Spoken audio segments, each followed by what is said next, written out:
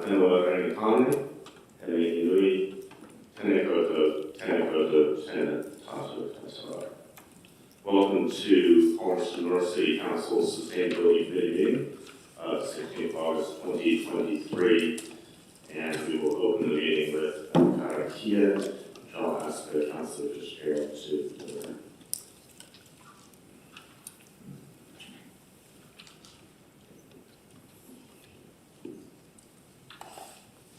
Morning to Tato, Ilo Tui Te Whare.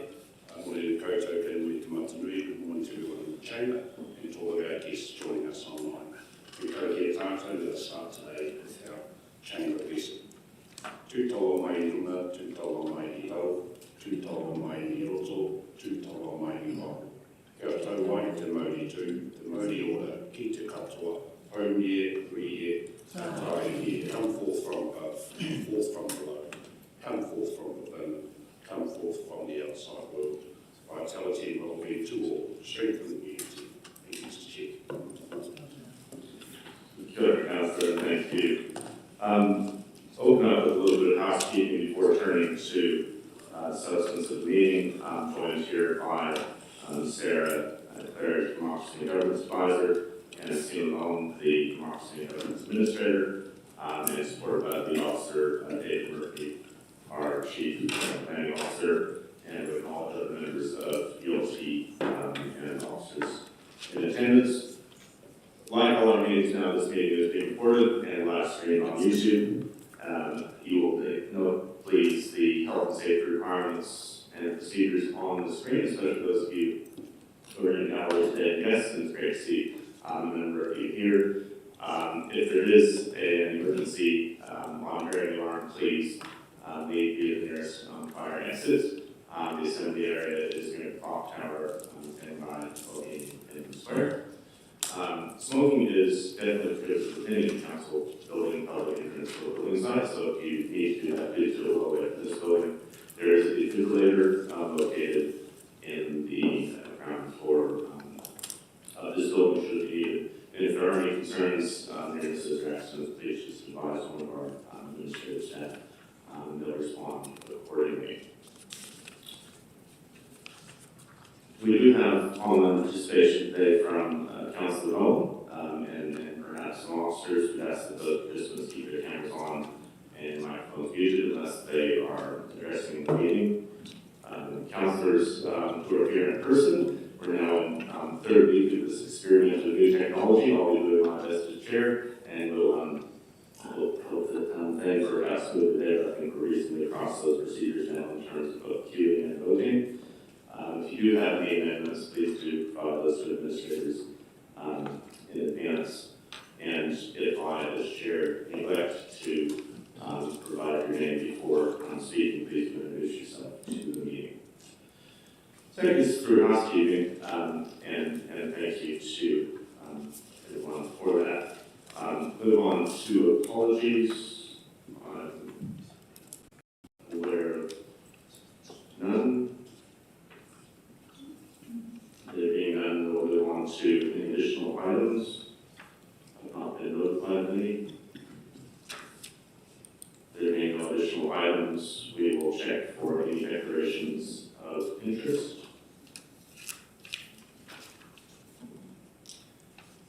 Councillors Bell.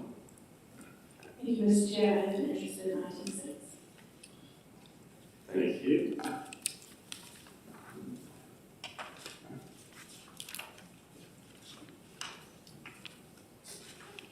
That moves us on to public comment. We do have public comment this morning from doctors and Julie Palmer. You're both welcome to come down and take a seat at the table here. You have 3 minutes to present your comment to us, and there is not facility for questions after that, so it's simply to hear from you for the course of 3 minutes, and when you're ready, the time is yours. Firstly, thank you very much for the opportunity to speak to you. My name is Alan Palmer. I've been at Massey since 1984. I've just retired last year. teaching soil science and geology. And Julie here has been 30 years at Massey University, before that in the oil industry, retired last year as well. We're here today because there is a proposal for a solar farm at Massey University, and we are very pro solar energy. What we're against is the site. On the screen there, you can see that there are two areas circled. The one on the left is actually a large car park, and that is a perfect place for a solar farm. The one on the right, close to Turitea Stream, is deep in a valley that floods. And those are Class 1 soils.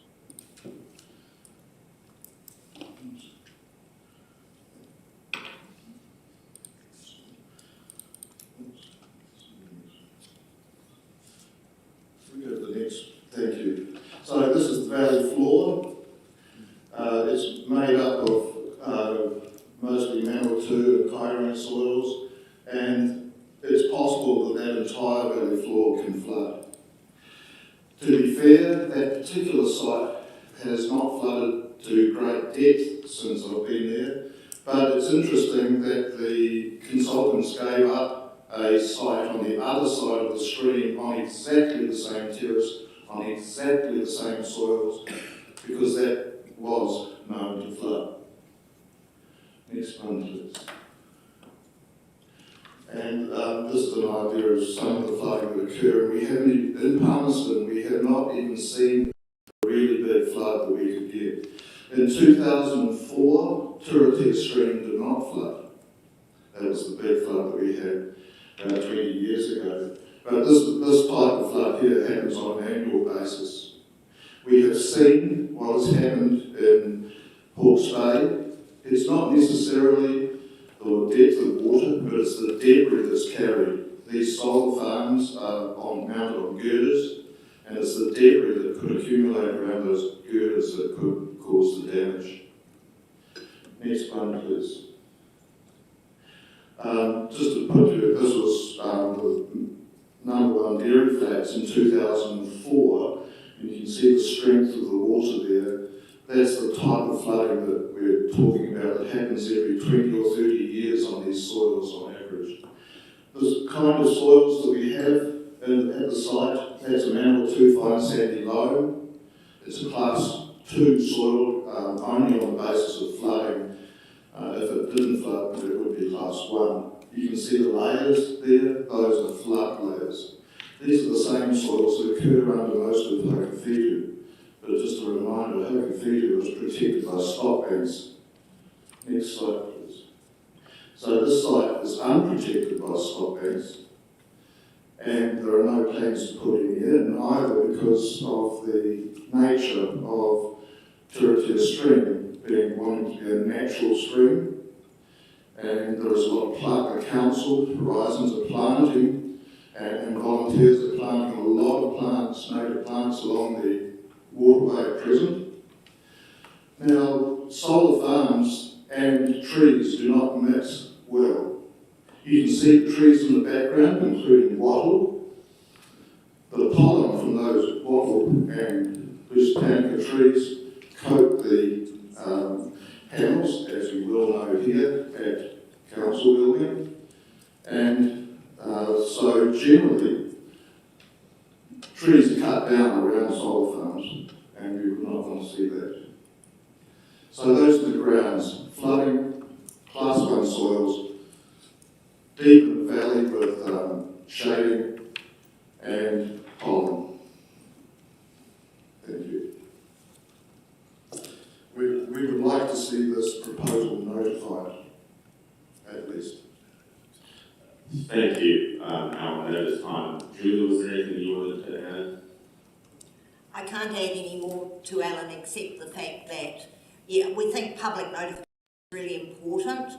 It seems that the item in the newspaper slipped under most people's radar. It came out in February and people just said, oh, what a neat idea.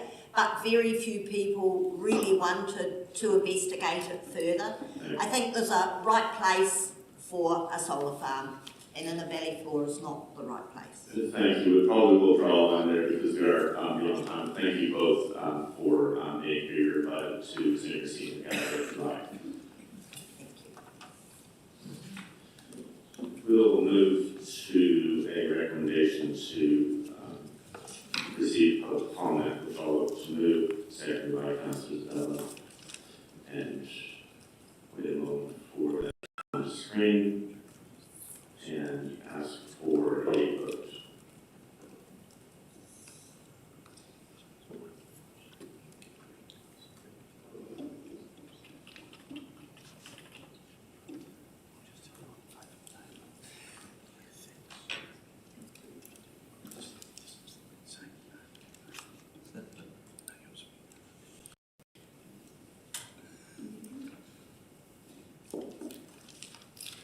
And that's unanimous in favor, which moves on to the next item, which is a presentation, Homey Climate Conversations. That's from Robert Gibb, with a number of affiliations, and Helen King from Environment too. Would invite you to take a seat at the table. I understand you have a presentation, which we'll look forward to seeing. There's a 10 minutes allotment for that presentation. Sorry, do I have access? Is the clicker? Sorry. You're on there. I'm on now.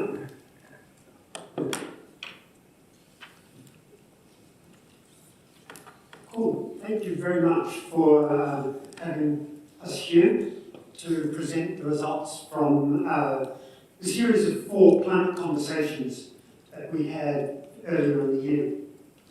These climate conversations were built on a series of webinars that I discovered about for Jurisdictory newsletter. And they were starting in a couple of weeks' time from when I received the newsletter, so the lead-up time to organising, converting what was designed to be a series of webinars into citywide conversations was pretty short. But that's what we did, and so this is resulting out of those.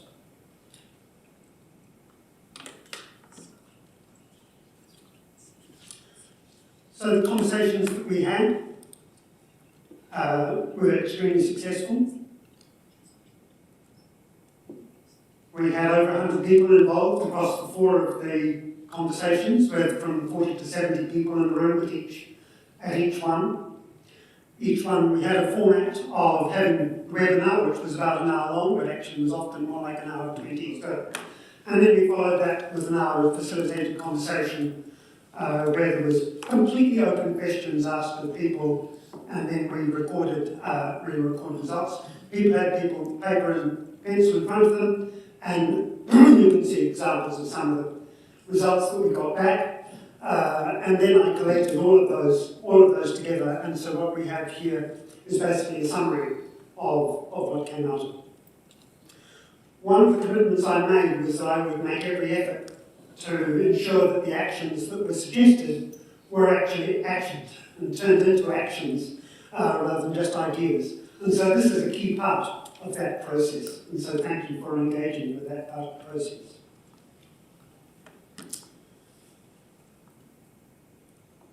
So this is an overview of the initiatives that were proposed, and I've got them under 3 bullet points there.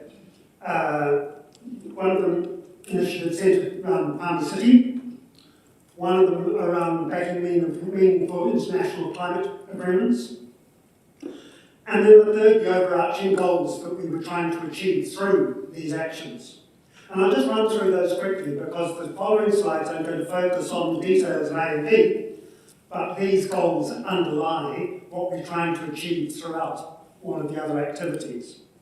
So we're trying to accelerate the rate of adoption of local circular economy initiatives to decarbonise local and regional transport, initiatives to decarbonise energy, such as the solar power, an initiative designed with win-win goals across all of the human-induced crises that we currently face: the environment, biodiversity, health and well-being, and climate. They're all interlinked. And so if you can design projects that address multiple facets at one, then you get a real win-win boost out of that combination. And so that's a key thing sitting underneath here as well.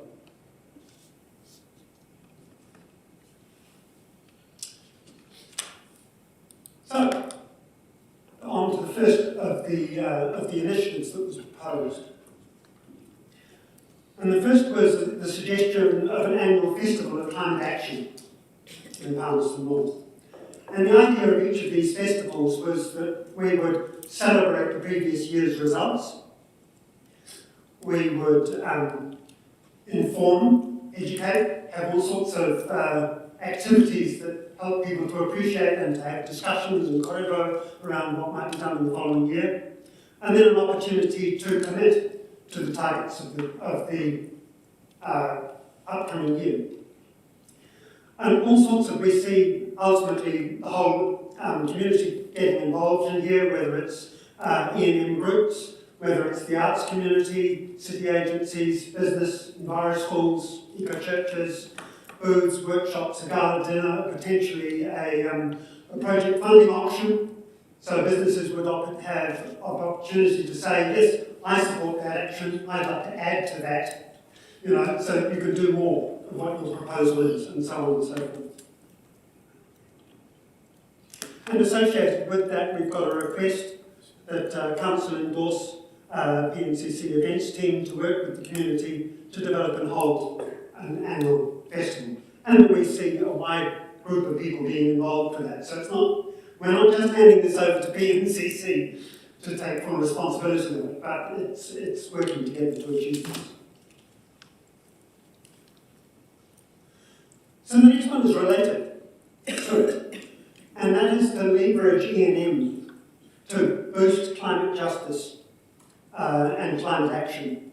We see that as Palmer's primary entity for achieving environmental and biodiversity goals, that E&M is well placed to be empowered to tackle both climate justice and climate action as well.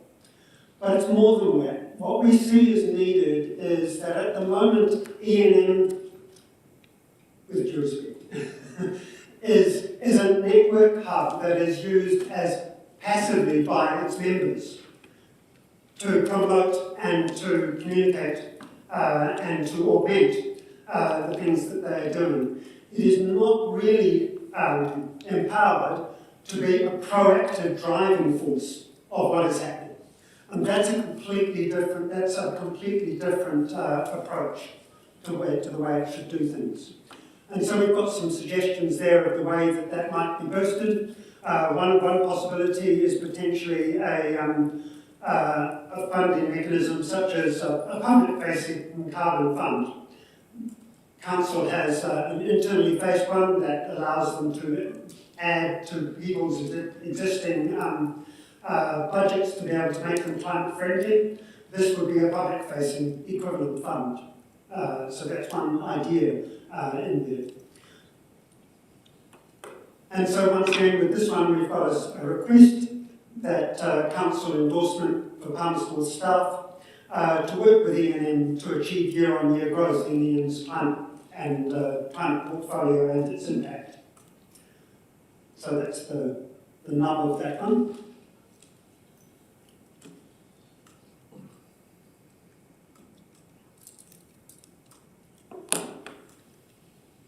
As an activity that could happen within these, we see building community resilience and preparedness as a key activity.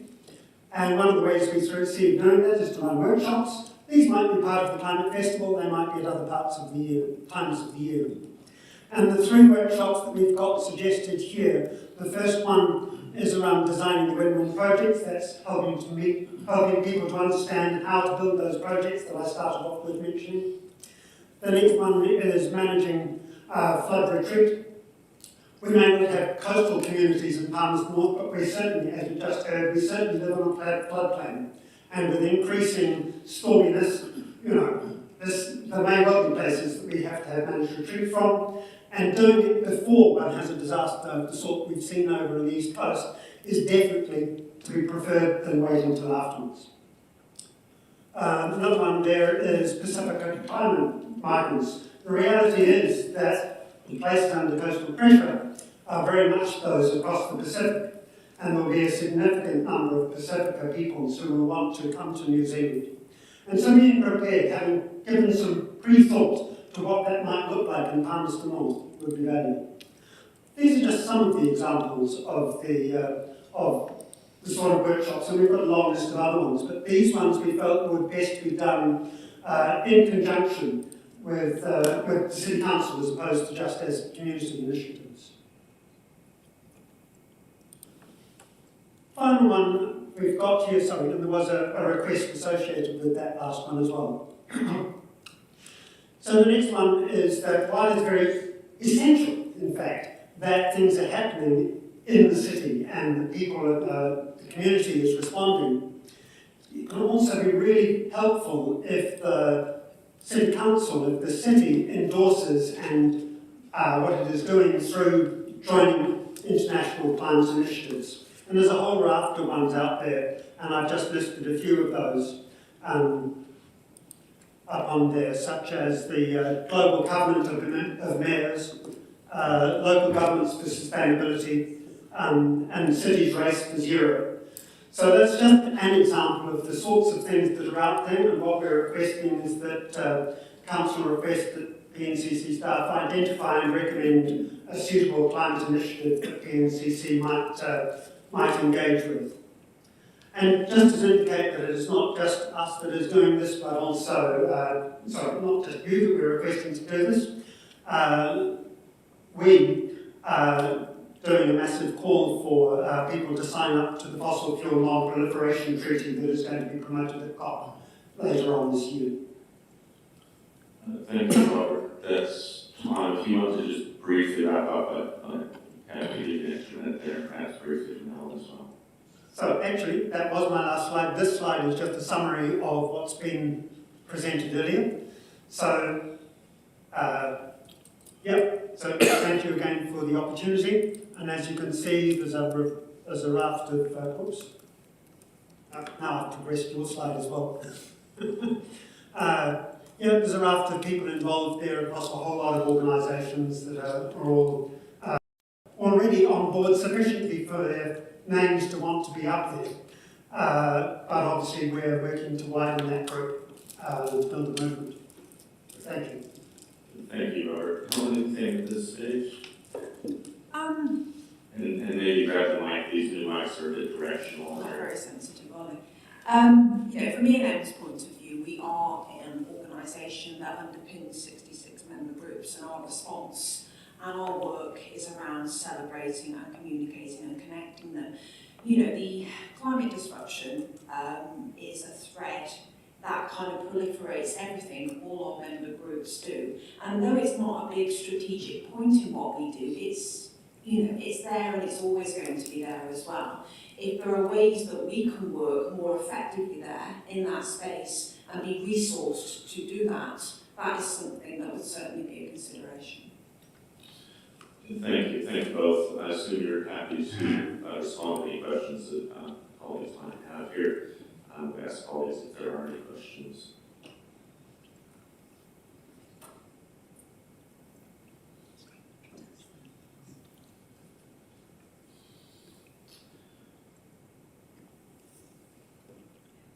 There do not appear to be any questions, so thank you for your time and presenting and your effort put into that here. Welcome to resume a seat Thank you.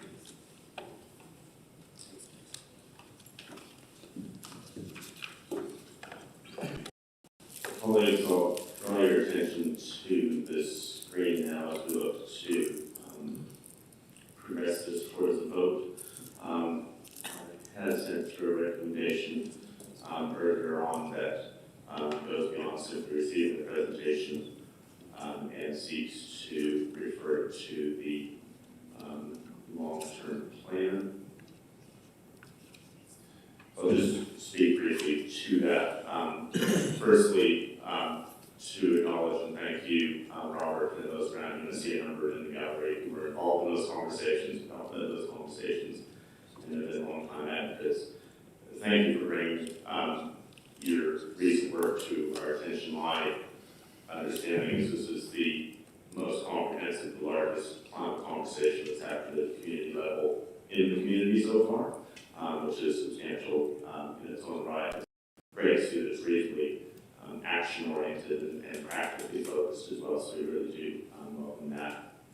And heartening to see that there is momentum building in the community. My view as a councillor, and I would hope it's widely shared around the table, is that we can expect quite a bit of the climate response that we need to do as a community to actually be driven and met at the community level. And so this is really encouraging to see this come to us. Doesn't mean that we as council are washing our hands of that. It means that we need to recognize our responsibilities and opportunities around resourcing that, around empowering that, helping the community do the best that they possibly can with managing and delivering climate response at the grassroots level. My reason for bringing the recommendation in this way is I feel like we've had a number of good ideas brought to us, and I wouldn't want to be in a position at this stage to pick one as a winner or try to suggest they're all winners at this stage. I do think there's enough there that it makes good sense to bring this into a long-term plan process. For officers' considerations, there were a number of specific requests to council that do merit for contemplation. My view, it seems that given the timing that we're in, and fortunate to have the long-term plan process very much up and running right now, advancing it, and that seemed the simplest way to progress this rather than trying to deal with it all here in committee on the fly. So hopefully you have a view around willingness to support that, and would ask if there's any other comments, moving first to the mayor.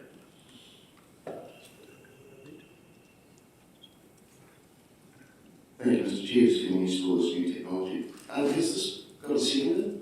Oh, yes, yep, okay, I can see it. Look, thank you, Mr. Chair. Your last comment just at the end there, this being on the fly, is somewhat on the fly. And I have to say, I don't know about my colleagues, but I haven't received anything to say that we look at this going into the LTP process. Just want to acknowledge the presenter and the group that are here today. I went to one of the forums and found it very informative. I do think though, some of the things that have been asked of us, we've actually tried before. You, Mr. Chair, were actually the chair of the Green Festival Awards that we had for a number of years. And it was great, but it ran its course. So we need to think about some other things. I would like to think, like everything else that comes into this chamber, that it gets its due course, it gets a bit of a hearing rather than a public presentation, and we're all of a sudden we're endorsing this to go forward to an LTP process. So I'm very happy to support things on their merit as individual things, but I just think this is a bit rushed and somewhat of a surprise and on the fly, so I won't support it. Thank you. The next comments from Councillor Johnson.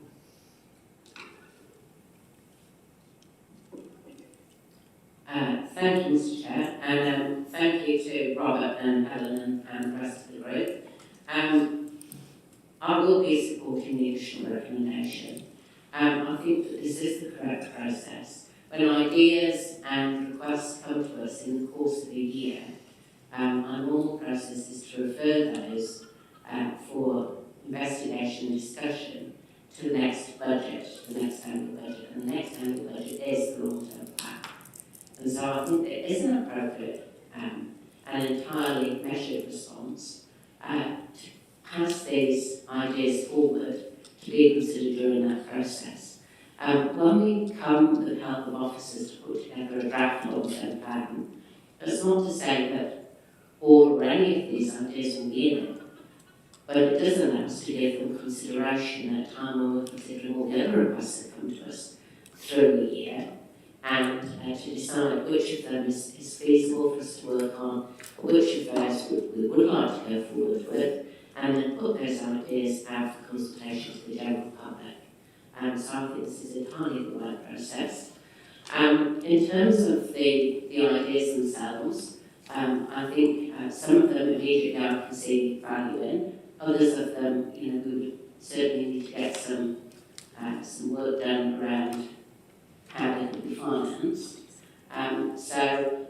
Although I'm grateful for the ideas coming forward, and I think as a council, we subscribe to the idea that we want to be led by the community rather than us coming up with things and then forcing them top down, they will require investigation and costing before we can make a decision on what we go forward with.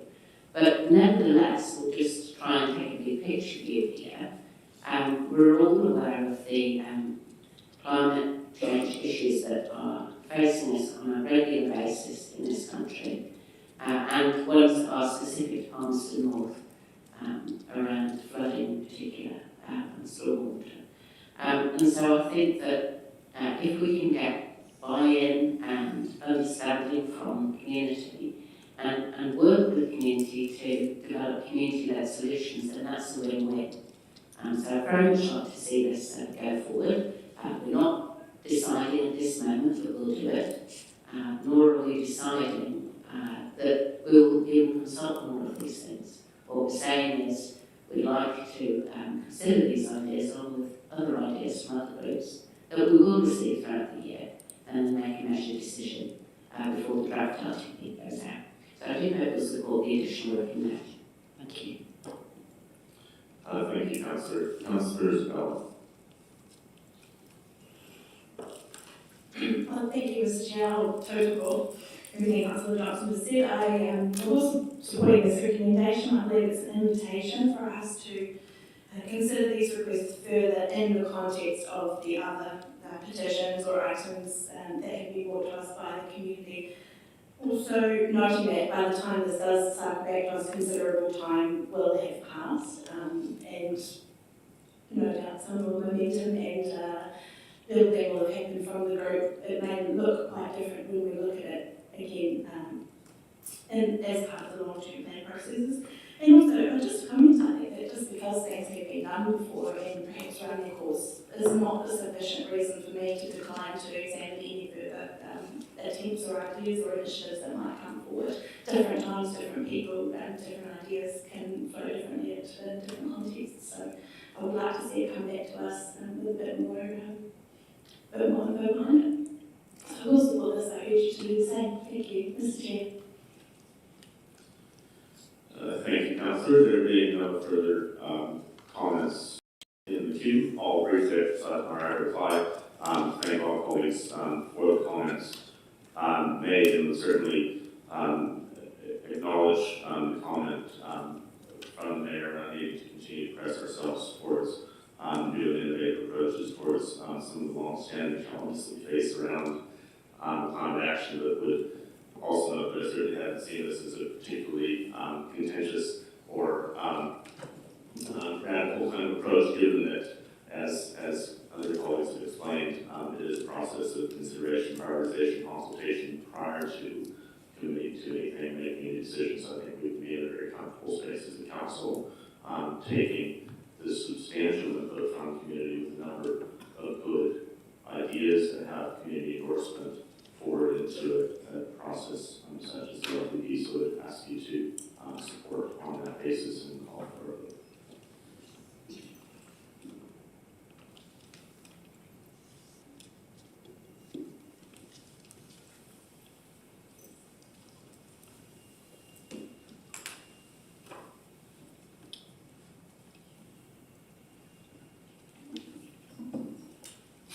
That's passed 10 votes for and 4 against. That moves us on to the minutes. Shall I move, seconded by Councillor Isabella, and ask for any points of clarification or correction.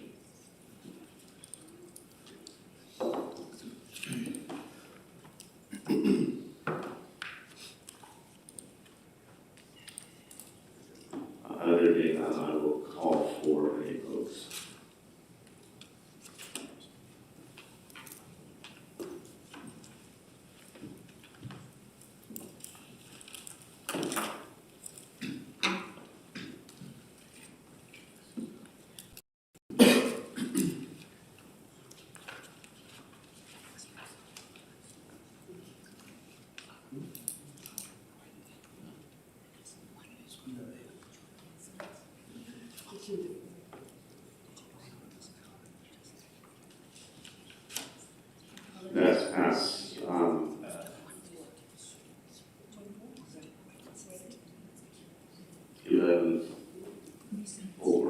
Sorry, Mr. Chair. 2 abstentions. We got a correct vote there? No, sorry, on the previous vote, I actually voted for, and it actually came up on the screen that I voted against. And I see that this is actually also recording incorrectly, so. Alright, that's an interesting new development in our technology space. Thank you, Councillor, for alerting me to that. I just conferred with some support staff here about how to address that.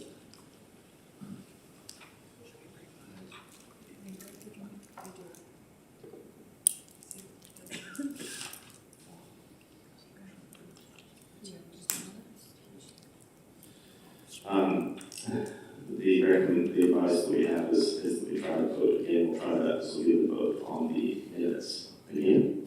And we'll see if we can get a correct reading out of all the devices. And if so, we can then go and revisit the vote prior.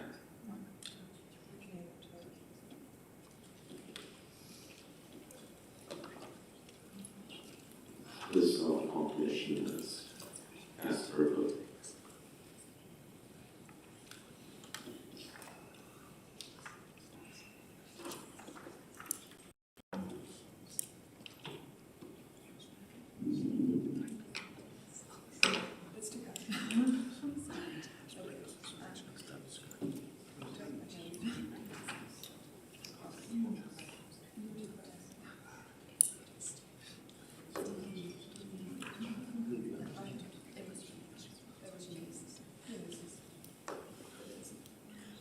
So we've recorded that as unanimous. Is that through the system? Or is it's not working for us? All right, we'll take votes on the hands, given that we don't seem to be getting accurate information. We may have a slightly earlier than planned morning chief to allow us to progress. Thank you for your patience, colleagues. What we will ask for is a vote on the hands around the minutes. All those in favor? All those against? Any abstentions? 2 abstentions. Thank you.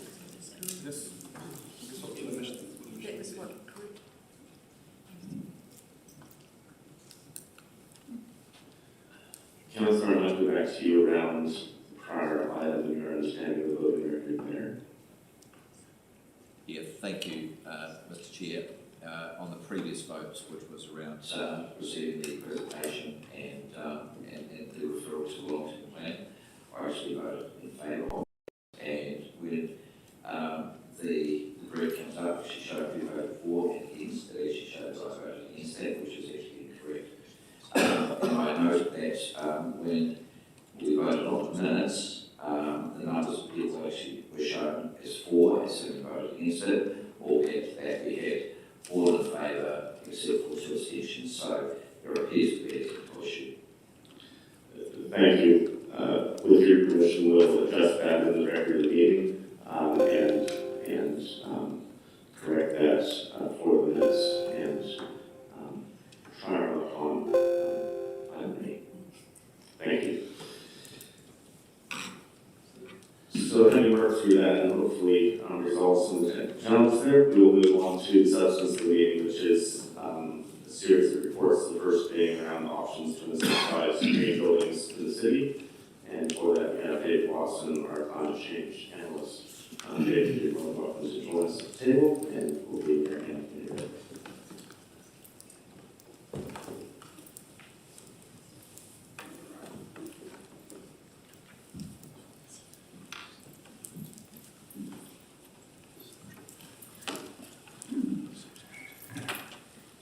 Thank you. Good morning, Mr. Chair, councillors. We have a short presentation. Yes. Thank you. If you could just bring the mic a little bit closer to you, they're quite directional and reasonably weak. So speak right in, be ready. Thank you. Well, good morning, Mr. Chair, councillors.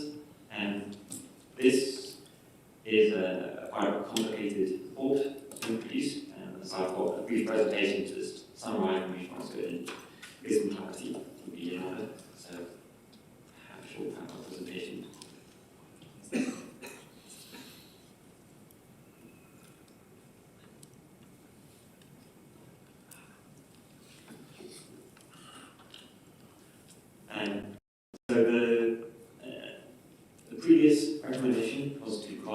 options to incentivise green buildings in the city. And so,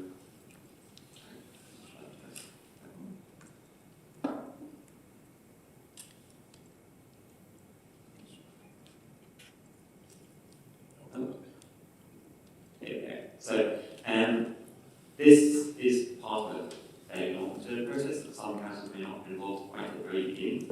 So in March 2022, the New Zealand Green Building Council made a presentation to this committee, which included 7 recommendations for improving the sustainability of housing and buildings within the city.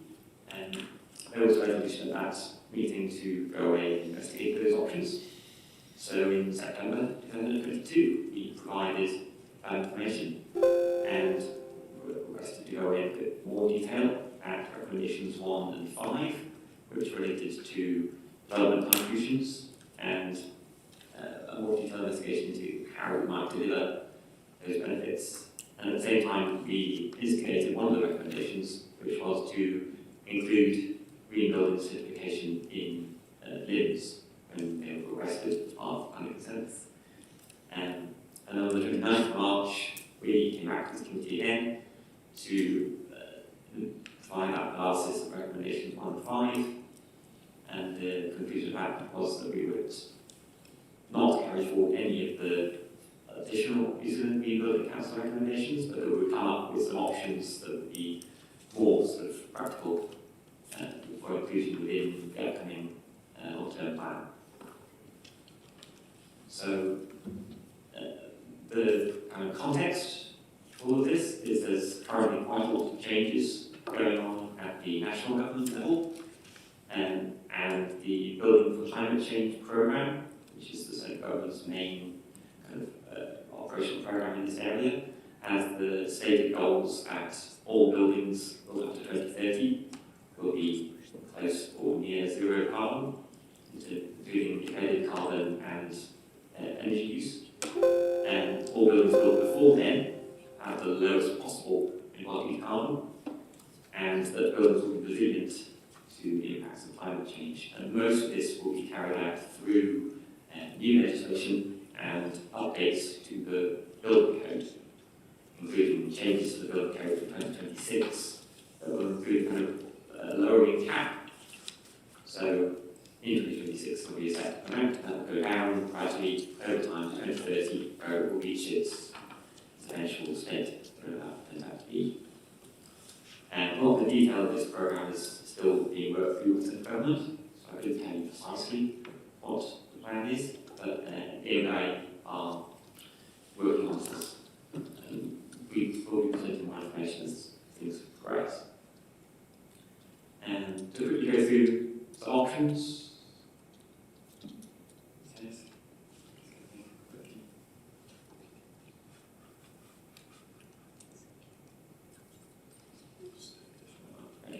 And so of the 4 options that were presented, option 1 would be to essentially amplify the communications put out by central government and to use the adjustments and amendments to the building code as a way of having conversations with the local development community around the direction of travel and what's going to be required of them in the future.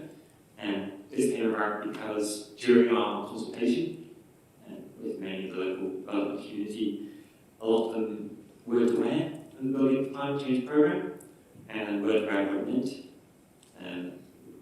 There have already been changes to things like the insulation requirements under the building code, and a lot of the people that I spoke to during the consultation process thought that was it, rather than step 1 in a much longer and more in-depth process. And so this additional communication would bridge the gap in understanding and hopefully promote this as an idea, but would not actually deliver an incentive. Options 2 and 3 are based on what is currently being delivered in Wellington, where there is a grant-funded, borrowing-funded grant pot that is given to developers who produce buildings that reach a certain certification standard. So if a new commercial development over a certain size has a green star rating, for example, or a landmark rating, they would be given potentially a grant from council at the end of that process. As a way of compensating for the additional cost for making a more sustainable development. So the difference between option 2 and option 3 is option 2 is based around using third-party standards like the New Zealand Green Building Council's Green Star and Co-Star ratings, whereas option 3 would be for us to create one in-house, essentially. Which gives a little bit more control over exactly what the certification standard would be, but it's obviously a lot more work in terms of developing that and updating and making sure that it reflects market conditions.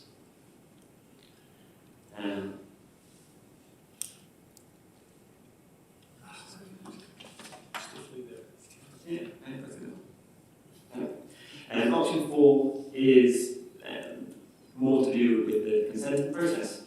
So quite a few people during the consultation process mentioned that innovating, coming up with new or unusual designs, and led them to a lot of worry about how we received during the planning consent process, particularly if it was something that no one had done before or had been done rarely.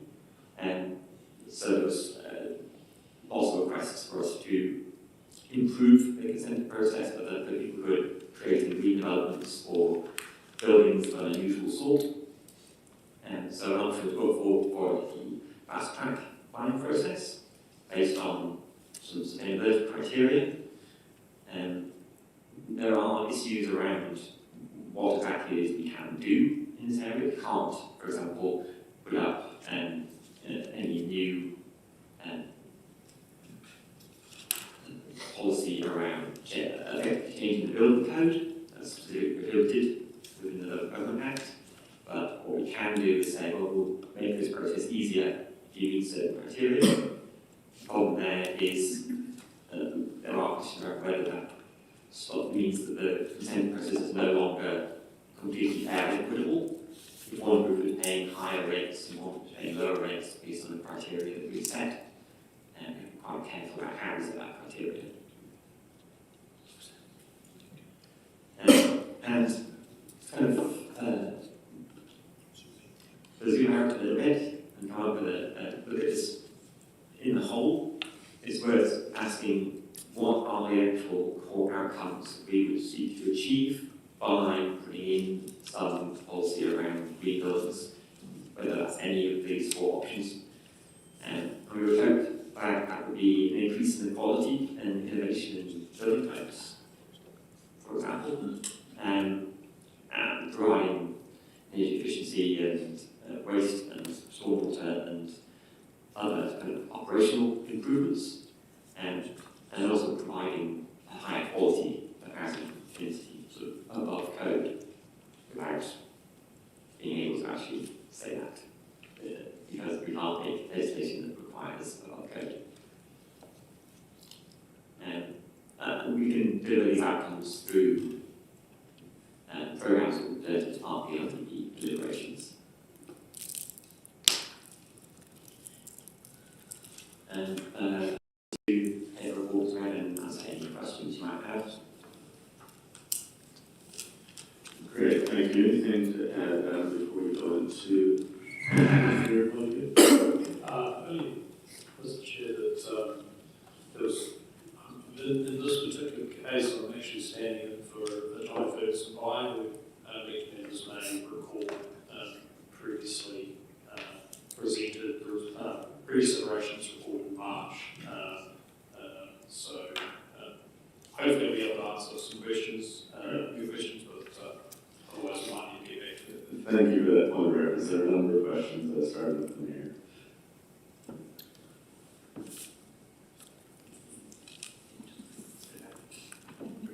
And I think I failed to do the correct bit of technology, so just.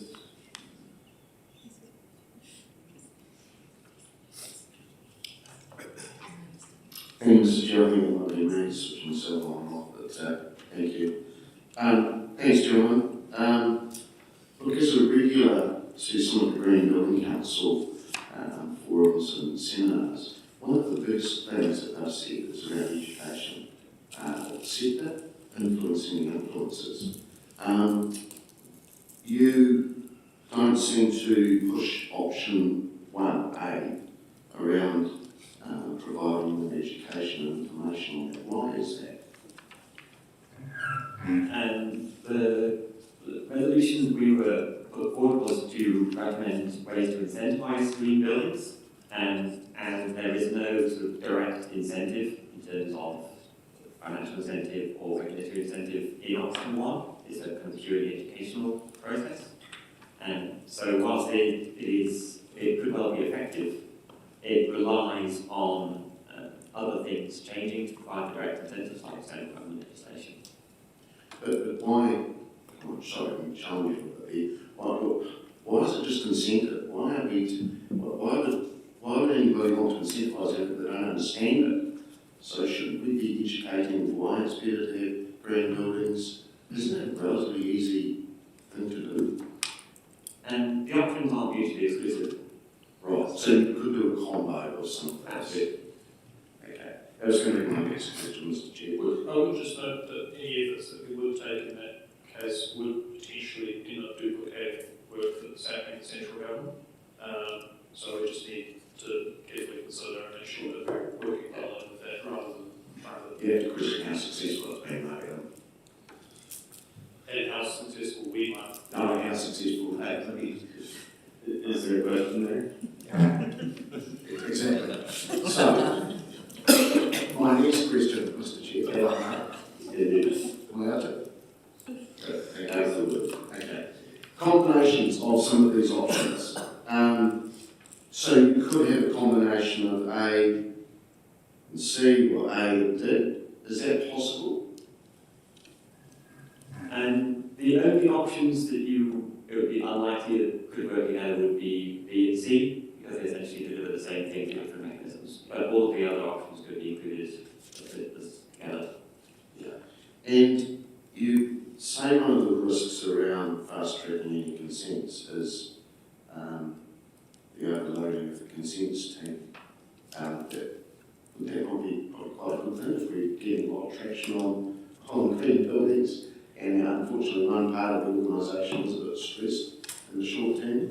And it's a question of if you create a fast-track system for one type of consent that results in delays to other types of consents, there's obviously a financial implication for the applicants in that situation, and you want to ensure that the consent system is as fair and equitable as it can be. And so, if not very carefully designed, it might well be the case that one group of applicants end up subsidising another, either directly through fees or indirectly through delays resulting from additional workload on the consent team. Don't we do that already though with, we incentivise through pre-app meetings? I would like to invite Jeff Baker to come and help with these questions. So, I mean, really what I was just asking the question was, aren't we already incentivising developers to get their applications better with pre-app meetings? I'm happy to let Jeff answer that. Yeah, Corridor Koto, called Jeff Baker, I'm the Planning Services Manager.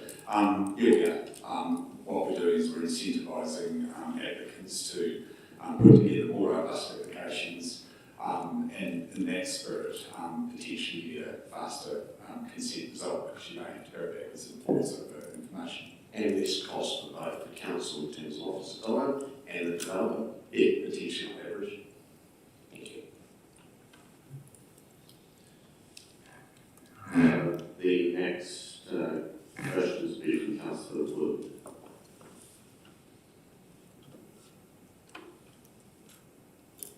Thank you, Mr. Chair. I might start the question reading from Mayor's one. Just to clarify that pre-application meetings are open to all applications or not? Yes, generally they're for larger scale ones, but anyone can request it, sure. So the fairness that if somebody chose not to do it and their application took longer, it would be their own doing because they chose not to have pre-application meetings. Yep, appreciate that clarification. This information targeted, option A, would be information targeted builders and consumers, or builders. one of the things I thought was quite salient in the report is the fact that builders build what consumers ask them to build. What provision would there be under option A for providing information to consumers, not just to builders? Would that be in scope or would that be outside the... Option A doesn't restrict us to just talking to builders and developers.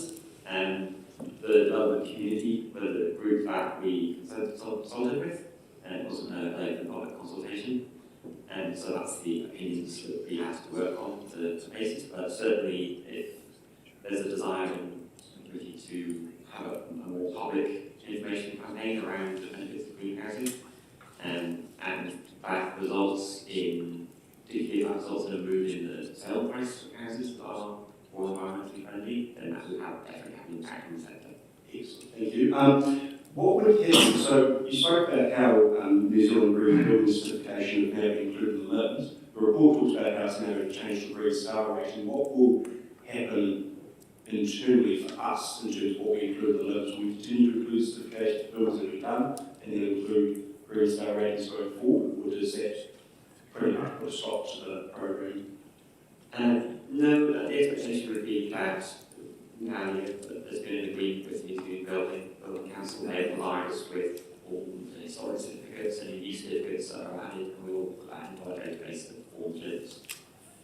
So I'm trying to, the report is one of the risks of option B talks about the changing of the system and how we may not have as much direct control over, or not much understanding of what the requirements are around that, but we are already planning to include the Green Star as part of what we do going forward, so it wouldn't be a challenge that couldn't be overcome.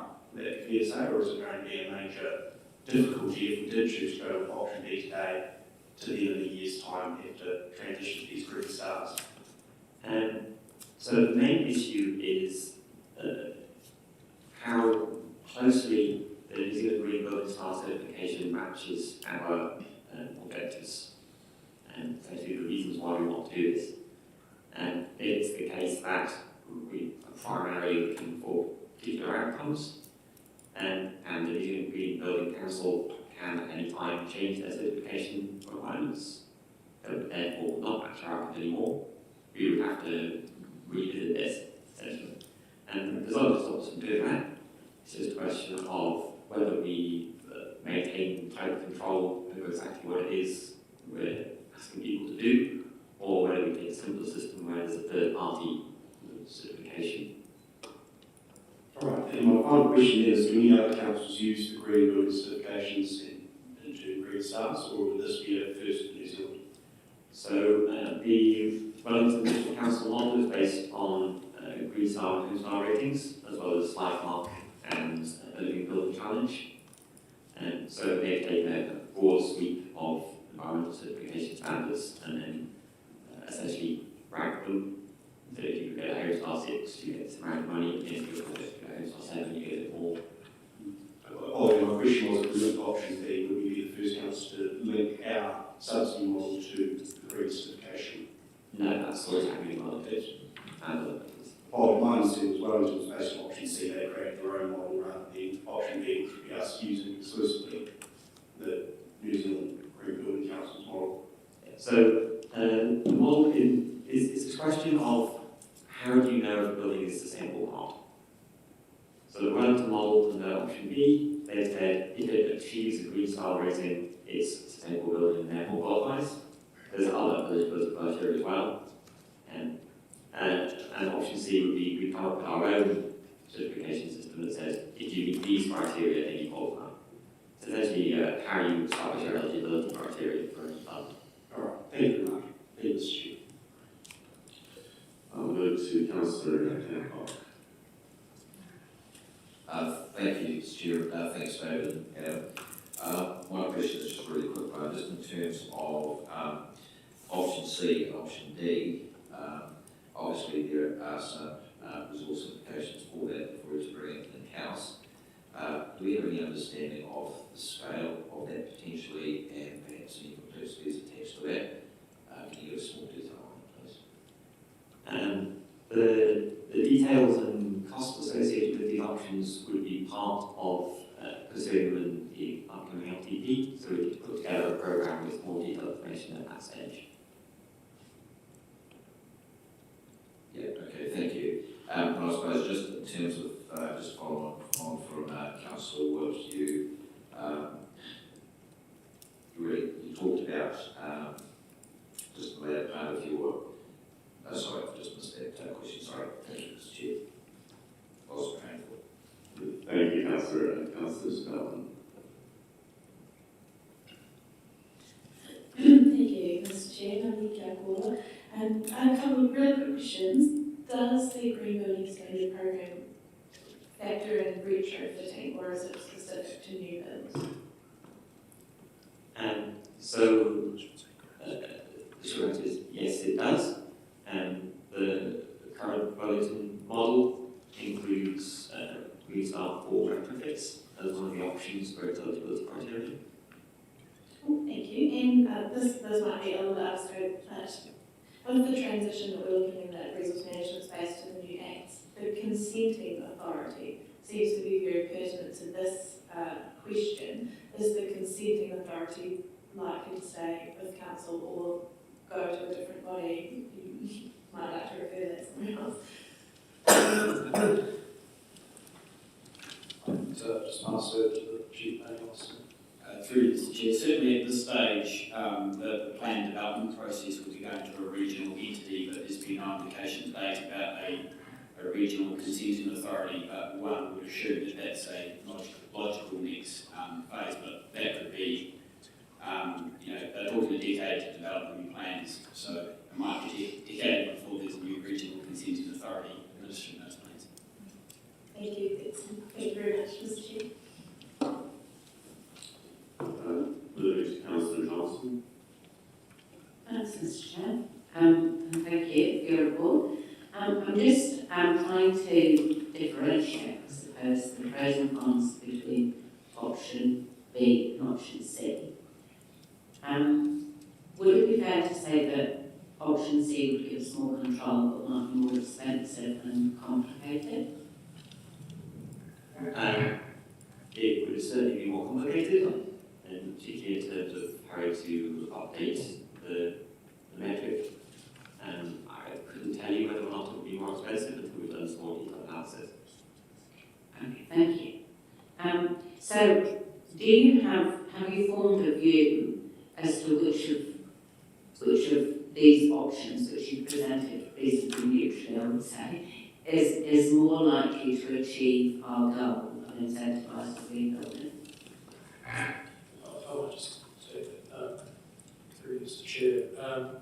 I guess one of the things to consider here really is what we haven't determined. We've had for a series of resolutions, we've presented around green building council options for delivery and so on, incentivising. Well, what's yet to be determined is what exactly is it that you want to achieve in terms of actual outcomes. So is it a reduction in carbon in terms of the body carbon? Is it a reduction in energy, improvement in energy efficiency? Is it assistance with, or you want more bike parking facilities in large commercial buildings? The Green Building Council Standards contains all of these things and many more. So as a package of work, if you, as members or as council, signs on to, yeah, that's exactly what we want, then potentially option B is well aligned. Although I would refer you back to the previous report in March, which would suggest, our analysis suggests that the cost, at least from a carbon perspective, of reducing emissions in this way is substantially higher than what we would consider paying internally through, for example, the low carbon fund. That's our analysis of Wellington's success through this particular program. So that's on the one hand. On the other hand, if you had more targeted outcomes that you were seeking, then that's a question for option C in terms of, the critical things are A, B, and C, and we'd like to, have something specifically targeting those in our buildings, then we can go away and come up with a scheme to incentivise those. That's very helpful. Councillor Naylor. Thank you. My question relates to the source of funds for grants for option B or C. The Wellington example just is funded through borrowing. Is the view that any grant funding would simply be funded through rates or borrowing, or is there any external opportunities for accessing funds for that purpose? I haven't come across any external funding that could be used in that way, and we could look into it. If that's something you'd like to investigate more. Okay, so further to that, in point 4.7 on page 21, it talks about pressure on government to provide funding or subsidies, and it talks about that council can take a role in supporting businesses to apply for government funding. So can businesses apply for funding for this purpose, but not councils? From my understanding of the NBI website, I can tell you that there is proposed funding, Right. and that's all I can do currently. What was the last point you said? There's no sort of published details as to what funding constitutes at the moment. What the criteria would be, how it's funding available, I can't tell you. Okay, thank you. Question for me just around some of the answers I've been hearing around option 2 and option 3 and kind of what it's presented in the report. Is there a possible view around synergy or complementarity between those two, or do you very much see them as an either or option? I'm thinking potential complementarity in terms of how rapidly they can come online, or in terms of one being able to augment the other through a kind of further incentive. Sorry, Mr. Chair, could I just clarify, you're discussing options B and C? Yes. On page 10. So, they are essentially different mechanisms of delivering the same outcome. So, if option B or C is the desire of the committee, then we would put together a grant fund to incentivise buildings of a particular sort. And if we go through option B, there will be certain eligibility criteria in terms of the scale of development and location and any other elements we wish to include. And then the method by which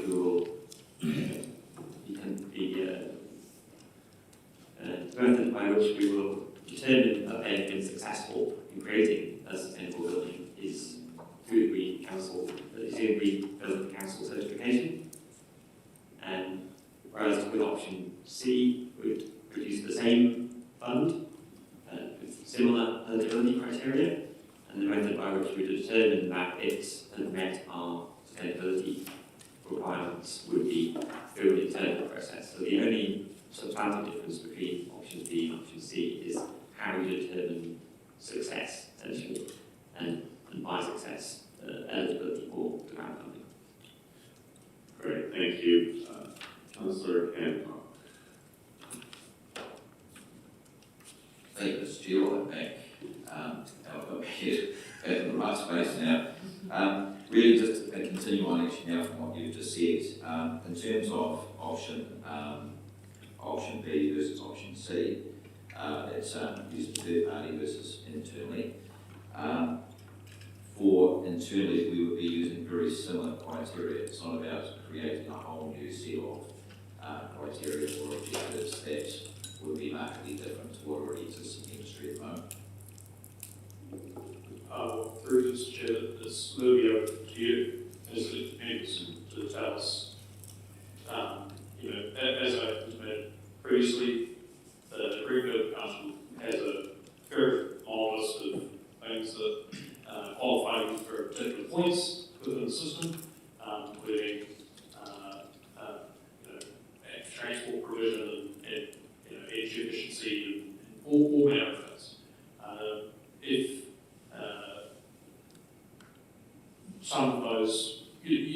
really up to you whether you wanted to reduce that list, increase it to include something else. We can design a scheme to look at whichever outcomes that you're seeking.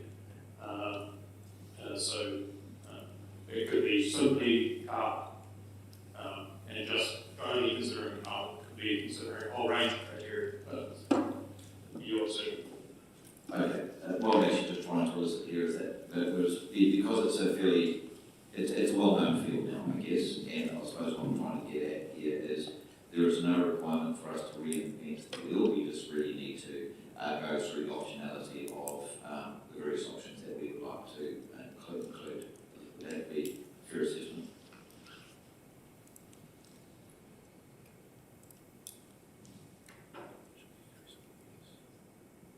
Again, Councillor, I would just say that it depends on what you want to do.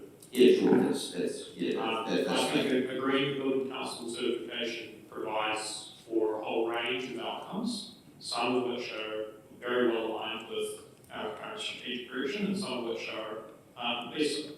And it's really entirely over to you where does you want to go. I wouldn't necessarily say there is any consensus view across the nation or globe in terms of exactly what a green building is and what it isn't, or what more generally a building should look like in its ideal platonic sense versus it should. There's a whole range of trade-offs being made in terms of, well, if you provide for this, then it becomes more costly to provide for that. You can't have both solar and a green roof at the same time, for example. So you're going to prioritise energy efficiency, or you're going to prioritise solar attenuation. I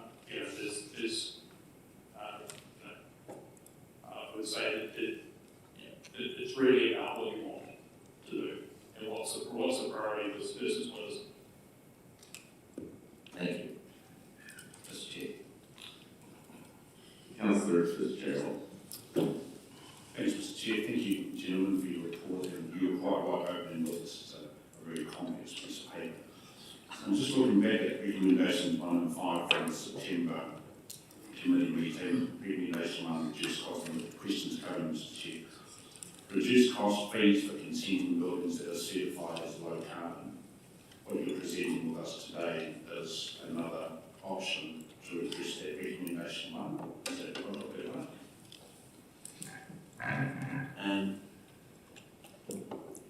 So the original option presented to us was to increase the cost generally to reduce the cost specifically, which was considered difficult in terms of the fairness and equity of providing the service.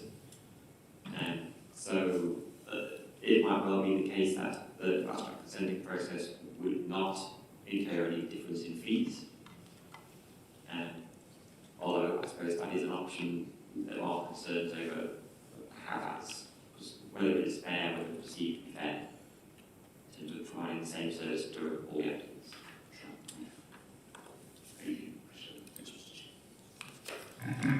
Thank you. Thank you, gentlemen, for the report presentation and response to questions. So we have a series of options in front of us, and there have been several recommendations proposed. I think we'll go to the recommendation received from councillors Zabel and Wood in the initial list and see where that gets us, and take things from there. So we'll give a moment for that to get to the screen.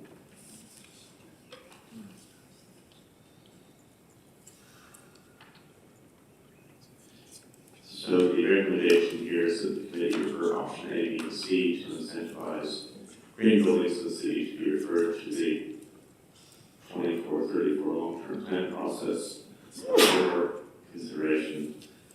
A, being provided information and training on green development benefits, B, being provided grants for competing third-party certification, and C, being obscured. And economic C, provide grants for reaching internally defined standards, including stormwater. Would ask you, Councillor Zell, if you'd like to speak to introduce that.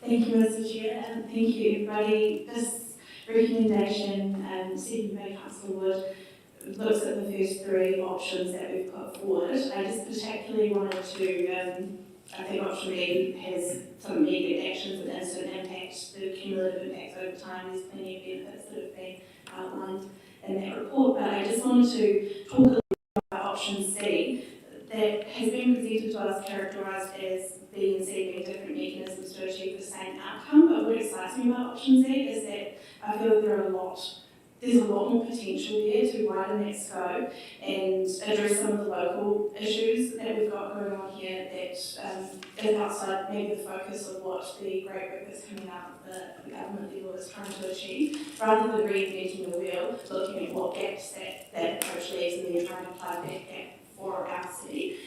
What that's sort of looking like for me in terms of an internally defined standard would be trying to develop a gold water swan standard that goes above and beyond what's currently required. That looks at judging up our standards and providing a secondary layer that provides certification for properties and for developments that this has next level stormwater design protection that will have benefits for that property, but also for the neighbourhood and the entire stormwater network, creating these little sponges, and all those sponges together create a stronger stormwater network. There's quite a few different wins that approach could give us. There's a lot of concerns about medium density and the infill and the loss of permeable spaces. This could be a proactive way. Council could say, that's a bit of a gap. Here's this mechanism that we can deliver something proactive with what we've been handed down and be expected to deliver, and allay some of those concerns that the community has. There are some ways that we can tackle that loss of permeable space. Landowners, I feel this is actually quite a good incentive for landowners, because insurability, especially if you're looking at floodplains, has become quite a concern. Is your property insurable? A smart belief that a gold standard stormwater certification on a property would increase the insurability and the market value of that property and the attractiveness to buyers. So it provides a direct incentive for the person occupying or owning the property, as well as greater resilience for the city and for those neighbourhoods. We've included option A in there because I feel that this option A would happen naturally to some extent in the promotion of A and B if we were pursuing those. But it's important that it does get the right amount of resource so that people are aware of those opportunities and they can take them up, because there's no point having them if people don't know about them and aren't using them. We also have just added including stormwater to option C there, because we didn't want to be exclusive. There may be other ideas that come up in this line of thought, and we wouldn't want to use terminology to exclude us from thinking of that. So this is really looking to see all the different ways that we can get gains for our resilience and for our emissions, using structures that already exist and then using our own structure to create a place to plug that gap in areas where we are specifically vulnerable. And yeah, I'd ask you to support this so we can discuss it at the LGD process, so we can look at how many different ways we can tackle this angle with one bird, with one stone. Yeah, that's all from me. Thank you, Mr. Chair. Thank you, Councillor Zell. Councillor Naylor. Thank you. Thank you. There you go. I just have a question of officers, if that's okay. Just because the proposed, I'm generally comfortable with this, but the including stormwater part is, that hasn't been covered in this report, and I just wanted to know whether that, the handing over of three waters, what responsibility we would have in this regard once that happens, and whether it's relevant to include that in this piece of work. Sure. Thank you, Councillor. I'll ask Chief Planning Officer as well. Yeah, through you, Mr. Chair. Look, I think in terms of option option C is, the officer said we'll have to look at, we'll have to engage with elected members about what their priorities are, so there's no issue with stormwater being part of that conversation. And I guess there's still, pros and stages that true for this moves, but I think the council will still end up having some functions around managing on-site stormwater through building consent and resource consent processes, regardless of what happens with the throughput system. Thank you. Right, moving on to the mayor. We'll stop going close to the question. Thank you, Mr. Chair. Just a question for a comment to perhaps the mover and the officers. I thought stormwater was we have to get a consent from Horizons only. Tamakuku Terrace as an example. We'll go with the officer comment before going to councillor's comment. Through you, Mr. Chair, stormwater is managed in a variety of ways, from on-site mechanisms to development to citywide infrastructure. So there are mechanisms, on-site tanks as an example, for which are site-specific stormwater detention areas, and then, for instance, at Tamakuku or Whakaronga, there's the suburban or catchment scale treatment, and then there's a broader citywide stormwater network. So I suspect option C, in terms of including stormwater, would be looking more at on-site systems, because this is about supporting private developers to deliver sustainable buildings, green buildings, and are responsible for, typically the integrated stormwater network for a development. Okay, and we don't do that now. We don't offer advice now. Oh, look, I think through Nelson and others, I'm sure officers can, well, for instance, there are only developments at the moment that are requiring those being put in place, so there's a level of expertise around that already. Okay. So I guess in summary, no issues with including stormwater in option C. Great, if you still want the question. No, I'll spare the council, I think it's sort of fair. Look, I too share a bit of a combination, and just to put on record that if this fails, I have another trifecta after this. And I have to say that look, we do have to start this journey, so I have some agreement with this.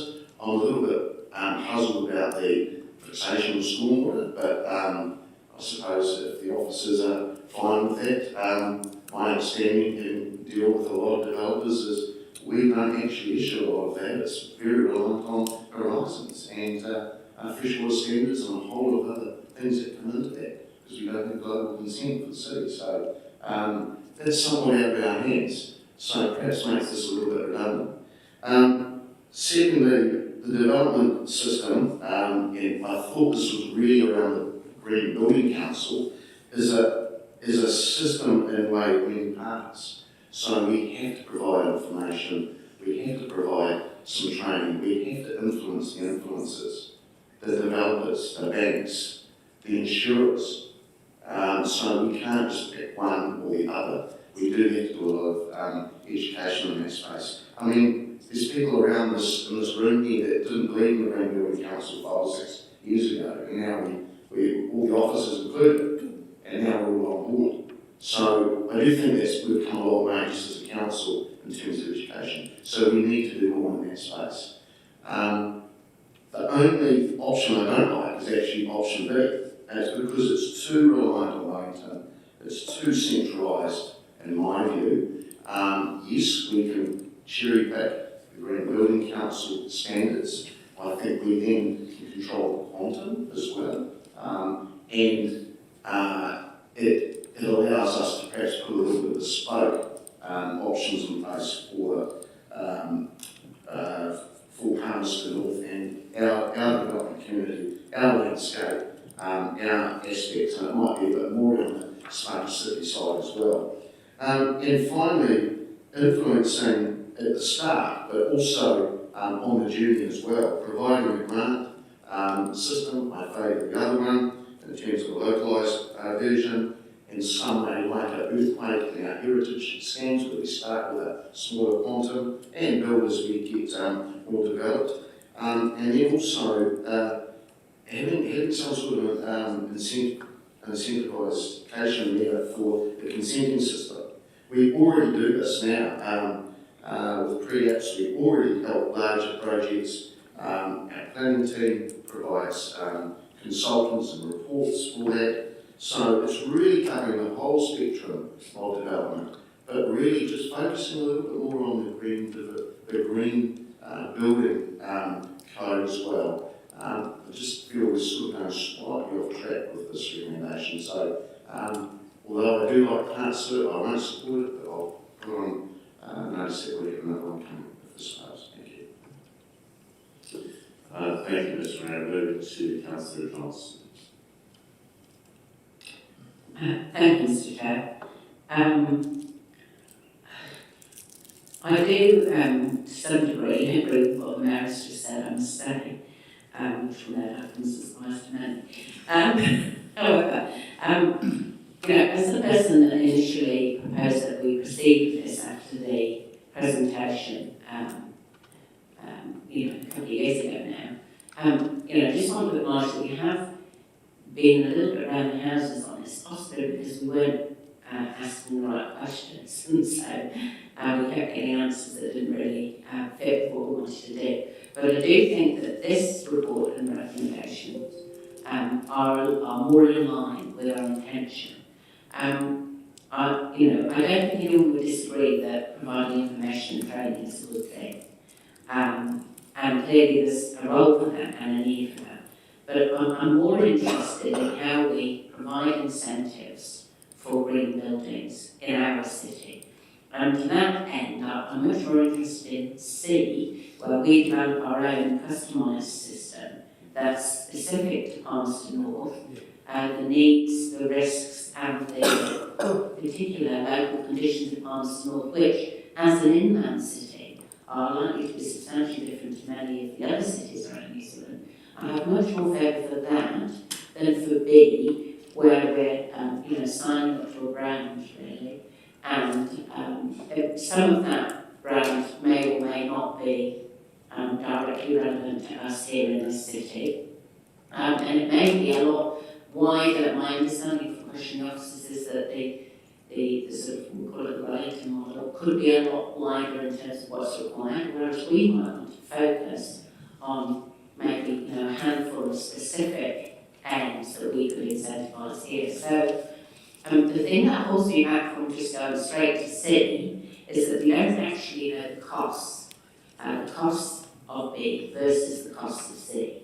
And whilst I can see a lot of advantage in C, if it was substantially more expensive than B, I'd be more inclined to go for B.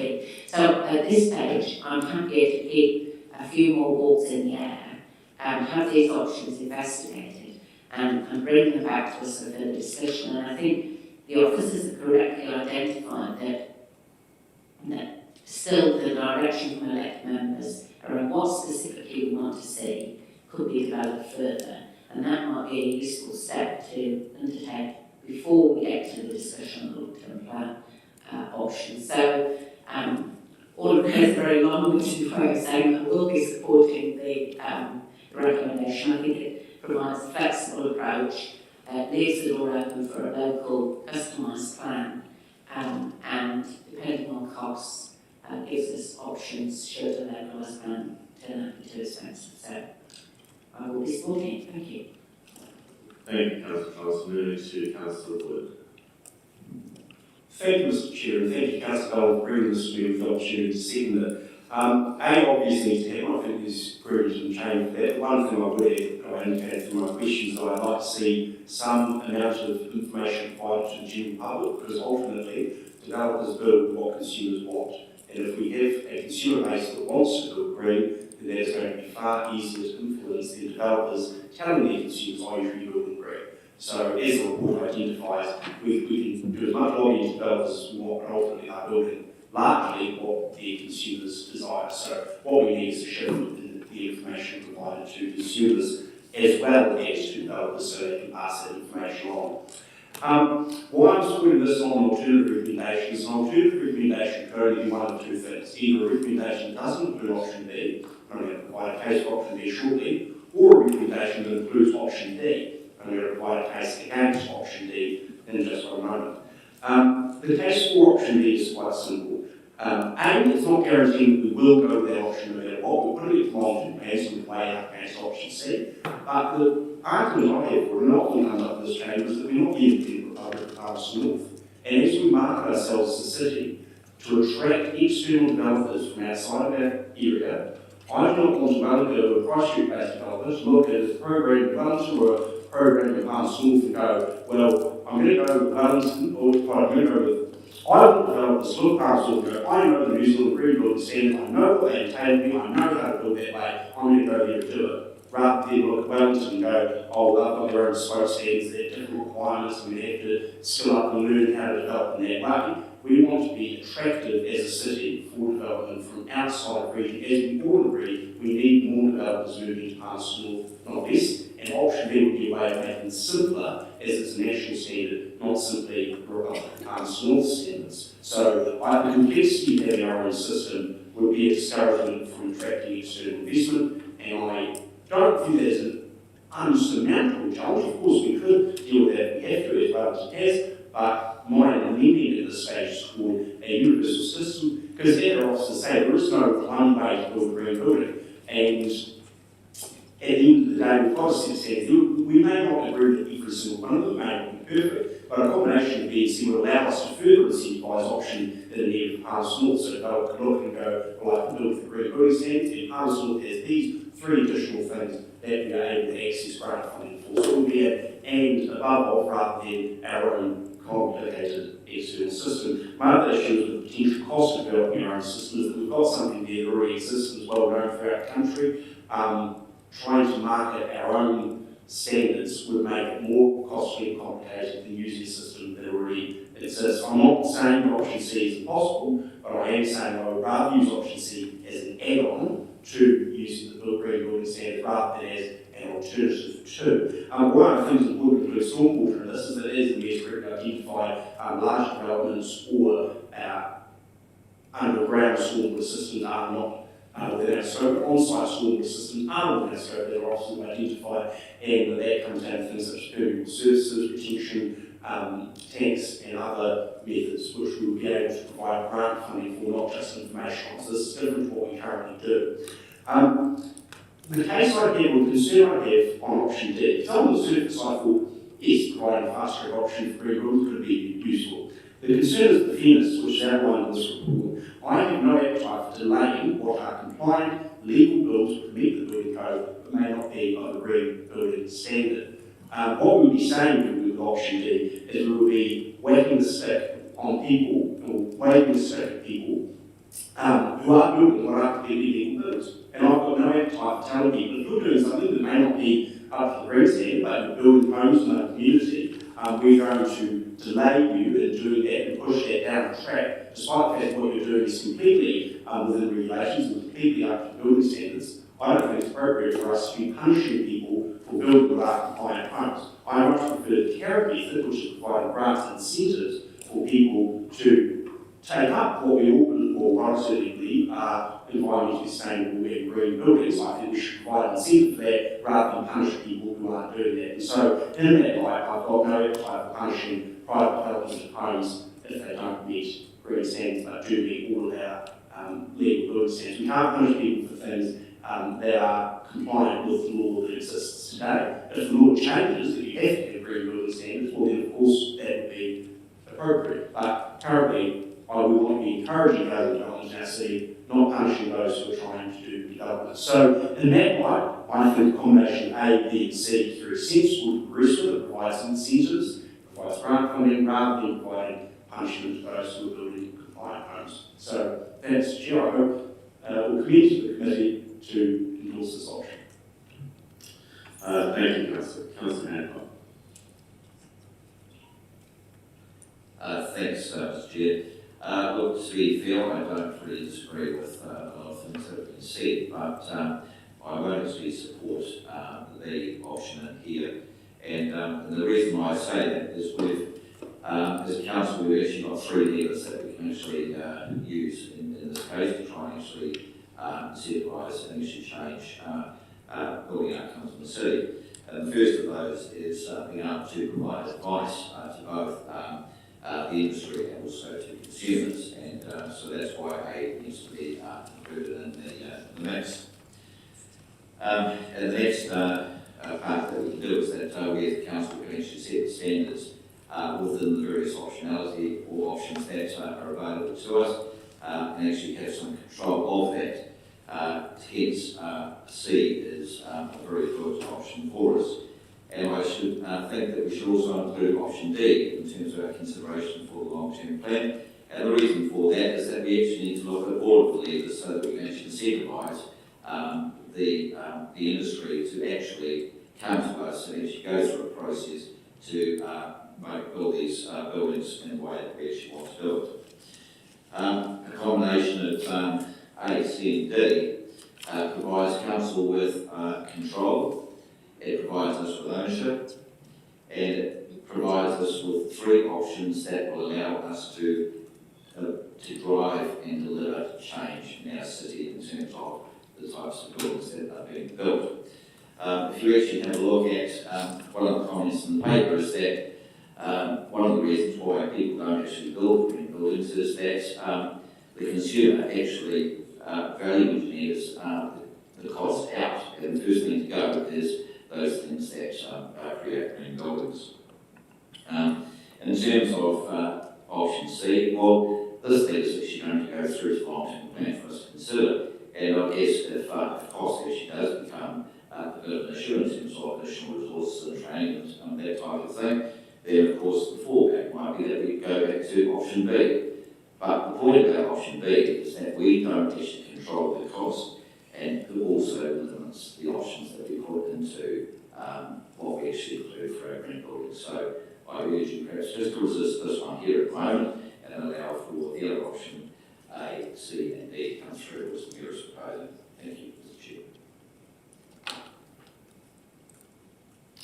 Oh, sorry, I just out of transparency, I just wanted to tell members what my option was, because it wasn't A, B, C, D, E, F. So I think Councillor Hancock clearly articulated that, so I just wanted that to be known to members before they vote. Thank you. Thank you for that clarification. Brief comment before returning to Councillor Bell for right to reply. In terms of my perspective on this, really appreciate all contributions to the debate. It's been a very interesting discussion around how we actually get some better outcomes here. It's good to see, I think, a continued consensus around support for option A being a vital part of whatever we do. And it's been interesting listening to the critiques from some of B and critiques from some others of C. I think there's some merit in both of those, which to me is the primary rationale around advancing this into the long-term plan. We need to know some information around costs, around time frames, and around complementarity to other projects and initiatives that might sit in the long-term plan before we want to firmly land on B or C. We understand the internal resourcing implications, particularly around C. So very much wanting to see both of those options remain on the table, which is why I'm quite comfortable with the recommendation here.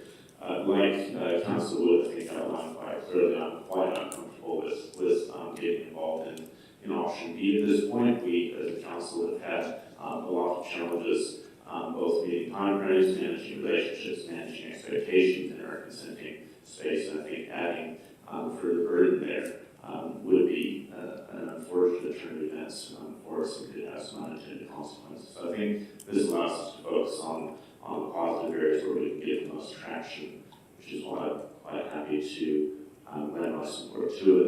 And finally, thank Officer again for providing quite a comprehensive analysis and set of options. This has been 18 months in works already, so we do need to keep things moving so that we can get to a point where it actually delivers some outcomes around better green building outcomes. Check in with Councillors Bell around the right to reply. If you like me to add you.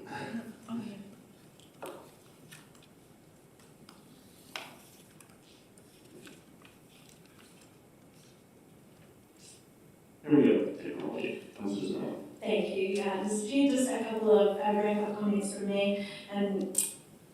I really put this deal with the news term of trifecta. For this particular trifecta, just wanted to touch on the fixation of stormwater, because I felt that stormwater was an omission from both this report, but also not really a huge consideration in the work that's coming out of national government in this space. So I feel it's an omission that we could pick up and maybe try and address that gap. I feel that the work that's been coming out, as mentioned, is really focused on the characteristics of the physical dwelling and of the construction of it, and not necessarily the situation of the dwelling and the impacts that constructing it will actually have on our own neighbourhood. So just trying to pick up on something that I feel didn't come through as strong as I would have liked. Also wanting to keep a bit of steer towards that, to include that without being self-limiting or exclusive. The other point that I just wanted to pick up on there was, as the officers noted, we have the National Bank Statement for Standards for Stormwater, which we give effect to. We also have, as council, low impact stormwater design standards. What I'm sort of looking at more is what would that look like as an next level that is that attractive to a small scale developer who's just developed, subdividing their backyard. Is that something that's achievable at that level? Is it something that's achievable at a development level? Is it something that's achievable for a commercial property? I believe all those are only at that cumulative protection layer for us as a city, more widening that scope than just that individual building. And the only other thing there is that it was talked about that we have this bit of a moving feast in terms of consenting and whose authorities it's going to be, where is it going to sit when things start to change. That is a long lead-in time for that. It is a very unstable period. But this kind of certification or this sort of option, I think, is fairly stable one to that gives people something solid to go, stormwater is such a shifting piece at the moment. But here's one thing that can stay the same throughout all of that and give us a little more of certainty. And so, yes, I do urge you to support this one. Thank you very much. Thank you, Councillor. With that, we'll call for a vote.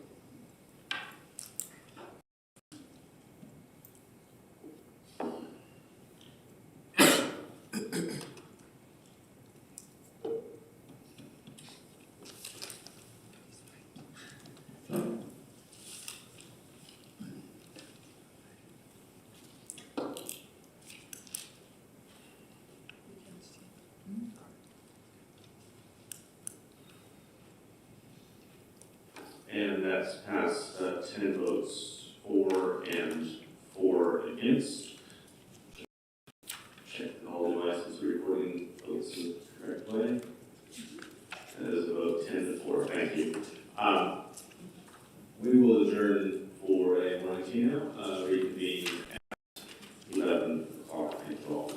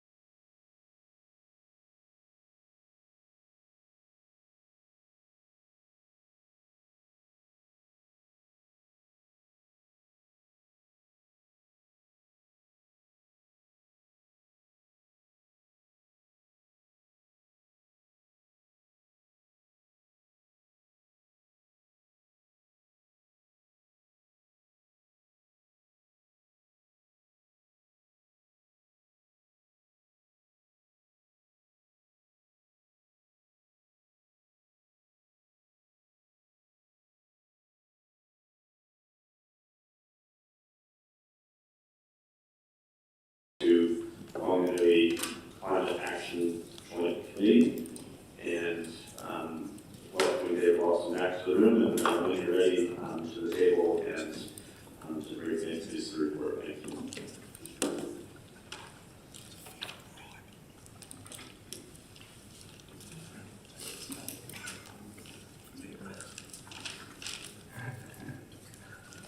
Thank you, Mr. Chair, councillors. We're happy to take the report as read and happy to this.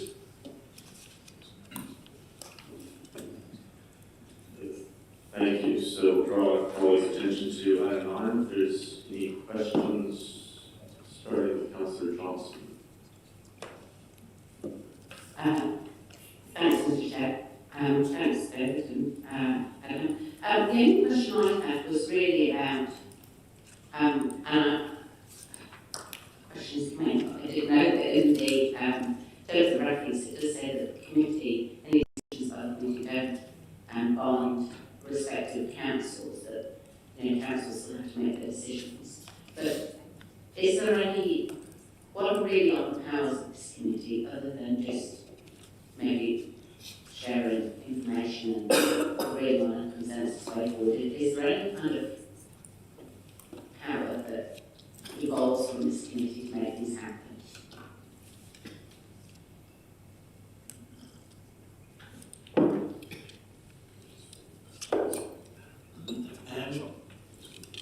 My understanding is that the committee doesn't have any power to compel councils to do anything, but there is a strong advisory information to do whatever they do.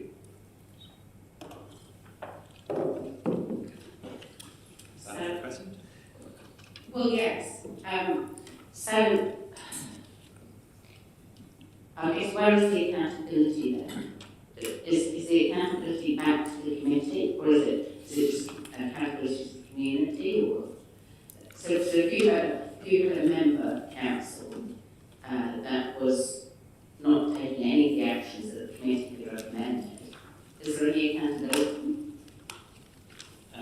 The committee has resolved that its members would report back to the committee as to how they're progressing the actions in the joint climate action plan. So it's an expectation that there will be reports to the committee on a regular basis as to how we're getting on with the actions in the plan, but there's no requirement for us to actually deliver those actions. So if the council were to just not do anything, there's really nothing that the community can do about it. I don't believe so. Okay, thank you. Councillors, Thank you, Mr. Chair. Just a really quick question at 3.1. You mentioned that where volunteers began developing emissions data and monitoring tools. I'm just wondering to what extent the tools that we've already got will feed into that, or is this a new piece of work?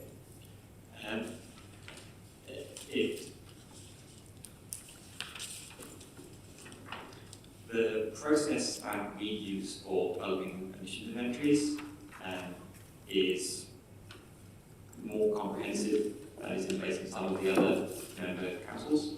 So there's an opportunity for us to share essentially what we are doing more widely and assist other councils in developing their own methodology.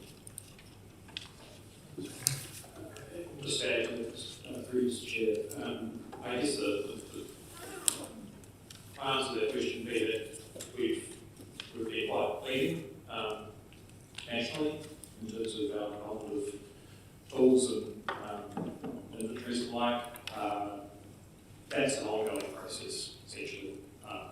We're continuing to develop them, continuing to improve them. Some of the ones that we have are used by dozens of councils nationally. There's quite a bit of interest recently from NFE to make use of them or to adapt them for national purposes. So, the point there at 3.1 is really that we're specifically making them available to other regional TAs, and furthermore that we're more than happy to provide support in terms of helping the relevant officers develop skills and utilise them or integrating their existing processes. Sure, so we're sort of connecting our other parties up with the advancements that we've already got and sharing that around, as opposed to developing something additional. Yeah, essentially. Great, thank you very much, Mr. Chair. thank you. A couple of questions from me in regards to the dot points on page 36, which is kind of a summary of the actions within. There's reference there to having a community-led adaptation plan being developed, and just wondered whether officers were contemplating also having a community-led mitigation plan that would plan sit as a complement to that, or not.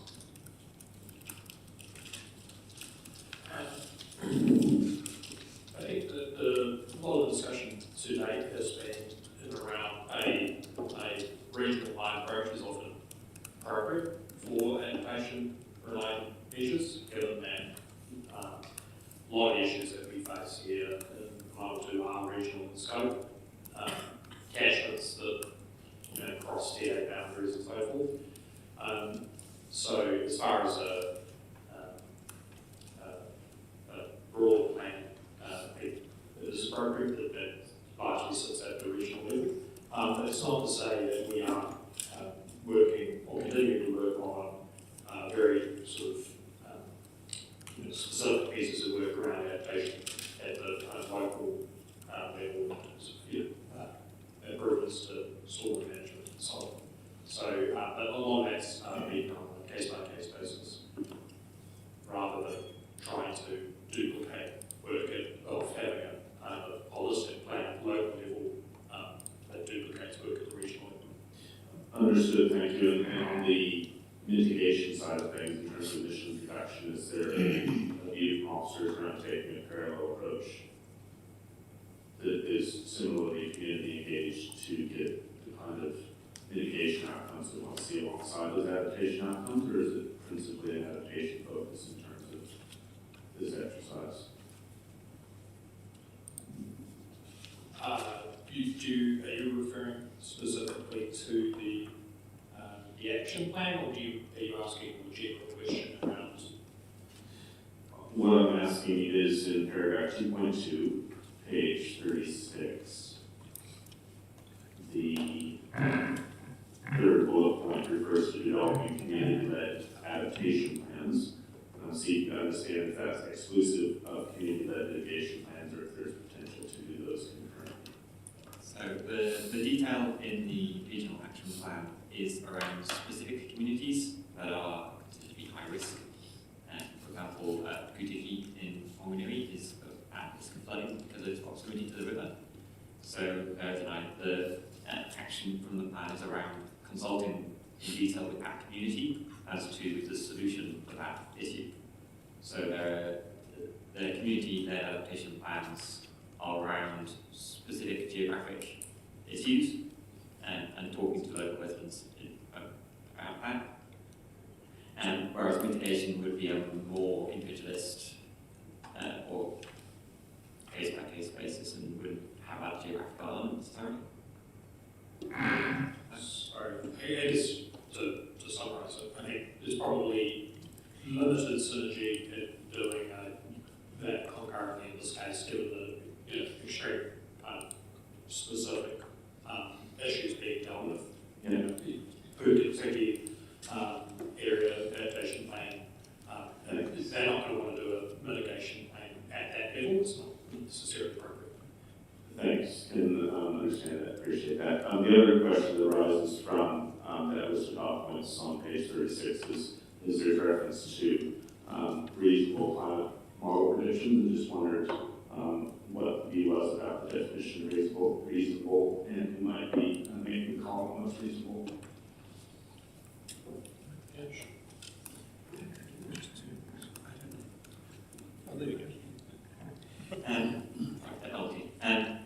So, to Mr. Mayor,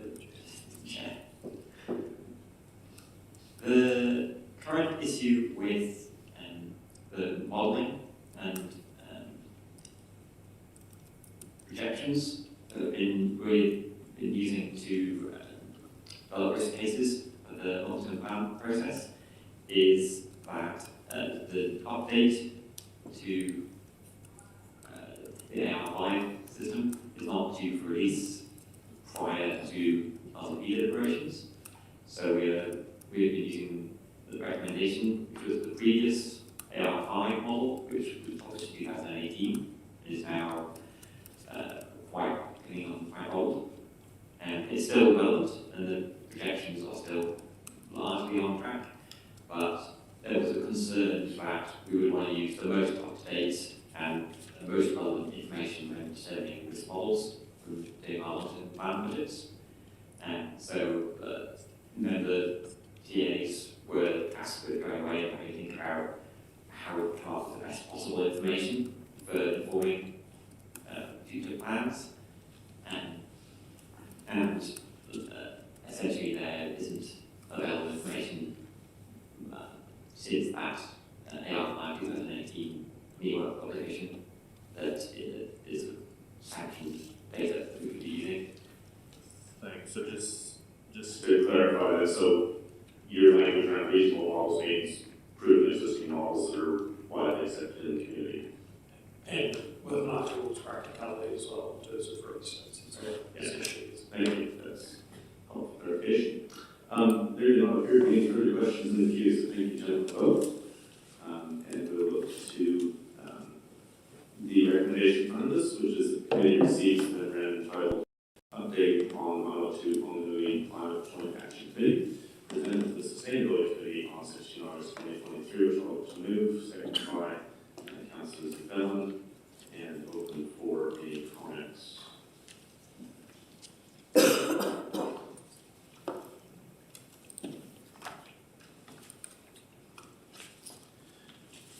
I'll just briefly comment to open things up, at least to acknowledge the officer's work on this, but really acknowledge the work that has been done to emerge from the joint committee, which our mayor sits on. We do not have a plan, and while that climate action plan does not compel, it does certainly provide direction and provides a forum to begin the various local authorities in the region moving forward together. And from my read of the plan, I see quite a bit of the council's, the city's fingerprints in it, so I'd say there's quite a high degree of alignment and potential for us see some good outcomes, provided we do commit to pursuing these things with the level of resource and delivery they'll need to make progress.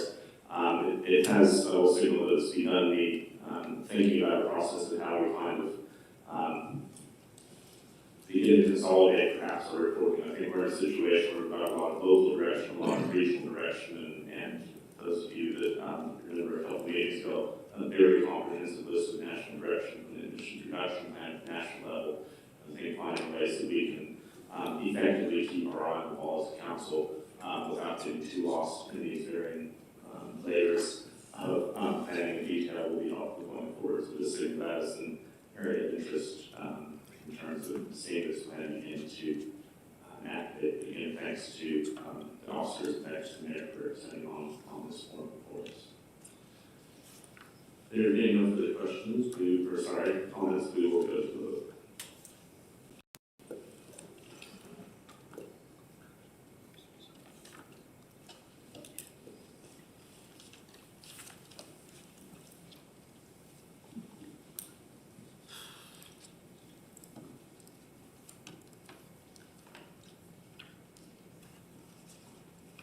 And that's passed unanimously, 14 votes against.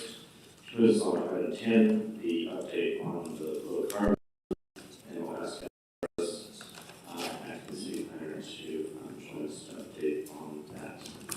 Page 71 on your agenda.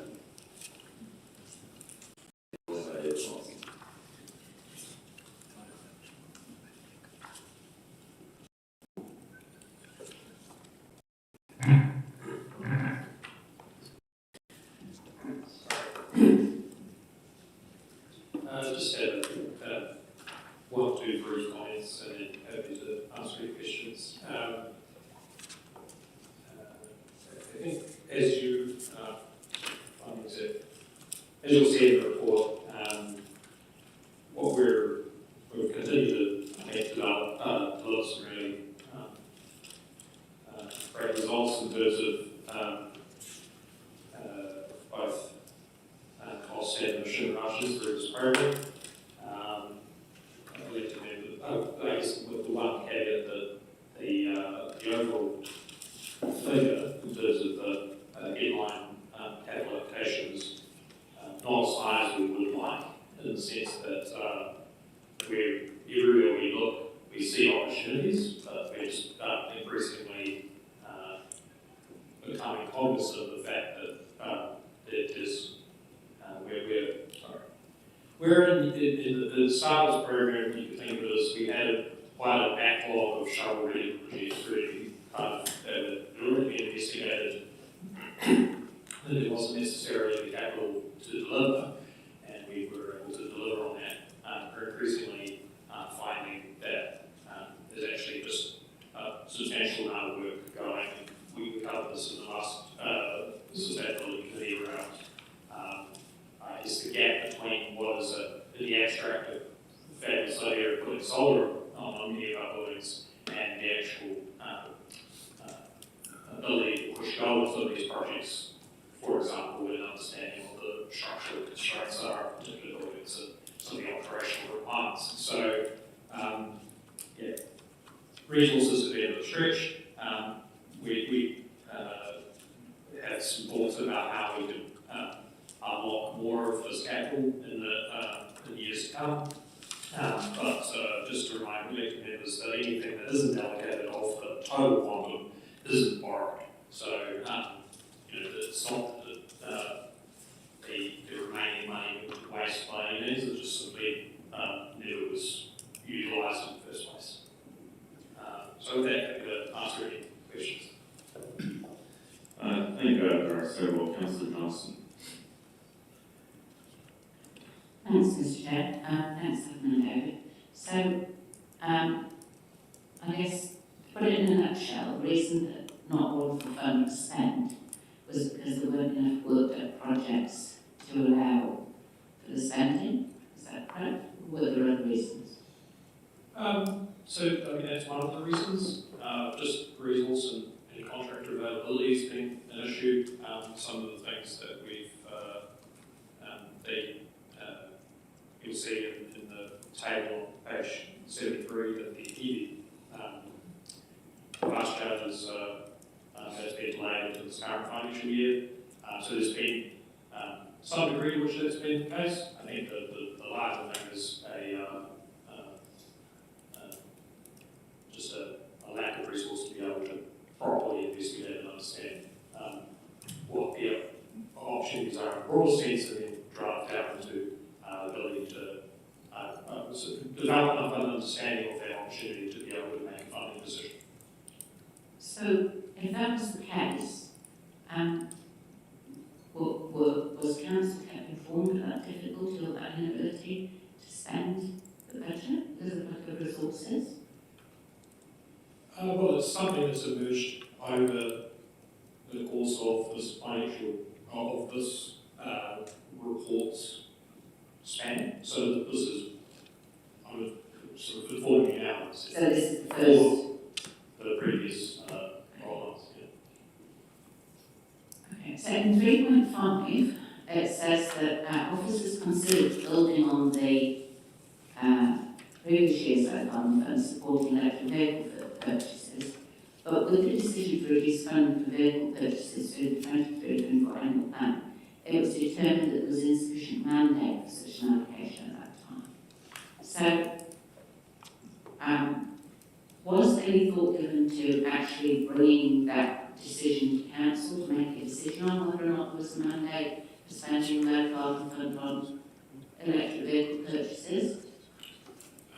Through you, Joe. So it's certainly a fair question. I think just given the delay that we've had in terms of the deployment of the fast charges, and it's probably be fair to say it should be included as I guess the combination of the friction in terms of delivering a report to council in that space towards the end of the financial year, and the delay that we're going to have anyway, determination was made or we can afford to wait a few months to raise that with you now. But the consequence of that means that 440,000 that's available is now gone. I mean, I understand that we didn't have to borrow it, so it's not a loss in that sense, but it's an opportunity loss. And now we're into the new financial year, we've got a limit of $1 million again. So it seems to me that was any consideration given to the fact that that would be an opportunity lost by doing that? Thank you, Councillor. Just redirect to the Chief Planning Officer. Just really, Mr. Chair, I guess as officers we were conscious that the substantive decision of council was to reduce the budget for purchasing new vehicles. The low carbon fund is not a budget to purchase vehicles, it's a budget to assess when we're purchasing a vehicle whether or not we should make a particular decision about type of vehicle. So I'm not sure it's a situation that because the vehicle budget was reduced we could use the low carbon fund to go and purchase electric vehicles. Thank you for that answer. Well, I just have one more question, please, Mr. Chair. So what is being done differently this year to ensure that we make maximum use of the low carbon fund and we don't end up in the same situation next year? Well, I guess in the first instance we have some additional resources coming on board with the team, heavily, so that's one situation which we will hopefully be able to consider more options for delivery that we have in the previous financial year. But the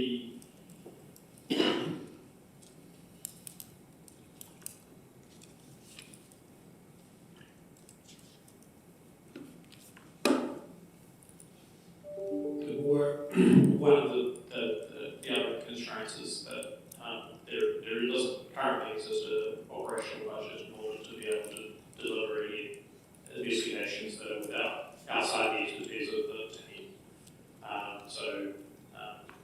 Structural assessments and so forth. Where there has been budget available in other parts of the organisation, we've been able to make use of it on occasions, but like it is noted in the report, one of the ways in which we are recommending that barrier be addressed going forward would be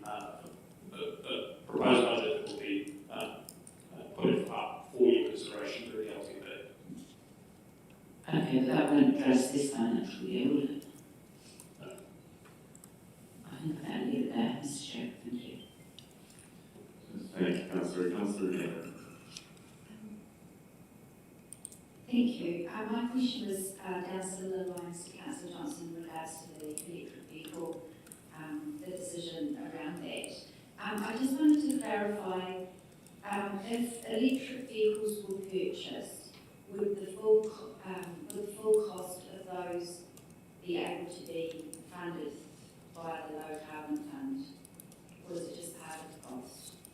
So the way that the fund has been structured is that the low carbon fund in general provides for the marginal difference in capital between an option, what's being perhaps delivered anyway, and what would be required in terms of a capital investment in order to make long-term gains, in terms of cost reductions, in terms of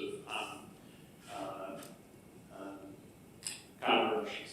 So, to take an example, if council had made a determination that a new fleet vehicle was required because the previous one was no longer fit for purpose, there might be currently budget in order to be able to deliver a Toyota Corolla, let's say, but not necessarily the capital budget in order to be able to purchase a higher spec electric vehicle, which might be in the order of, let's say, 25 grand more expensive, but that following some analysis we've done, we determined that that's actually going to pay for itself across the lifetime of that asset for its lifetime with us. The fund would provide that additional $25,000 in that case. So that's one case. Another case is where a simple purchase where there's not currently something being done, like let's say, for example, solar panels, that would be a situation in which the baseline is nothing as opposed to Toyota Corolla, and in that case, the low carbon fund would provide the entire cost of that. So, in other words, the fund provides whatever marginal capital is required in order to give us the ability to deliver the best of my option. Okay, so it is part of the cost of the car, not the full cost of the car, that's what I'm saying. So in 22-23 financial year, was the full council, full budget for replacement of council fleet vehicles used up? Was the full amount, the full budget used? I don't have the exact details to hand, but I understand through the 2022-23 annual budget deliberations that budget was reduced. So the overall number of vehicles that were up for replacements was reduced, and those vehicles that will be with us a lot longer than ours would be as a result of the suit. Okay, so the 23-24 annual budget process, that budget was reduced. I'm trying to understand why that impacted on decisions for funding in the 22-23 year.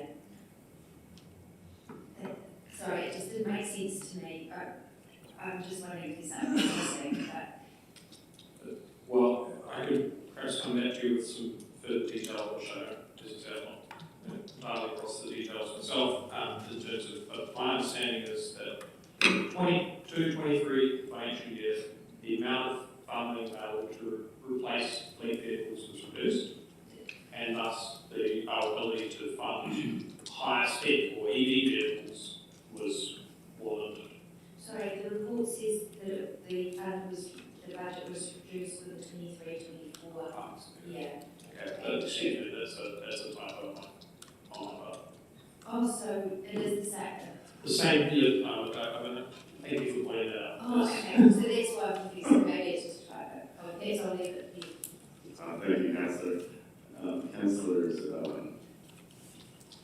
Apologies. Thank you.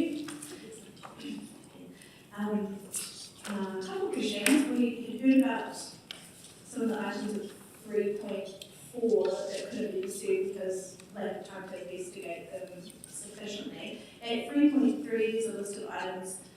I'm just curious if the annotation there that they were considered or discounted because they've hit a poor and expectation of a poor investment or a poor return. Is that just financial investment that we're facing for?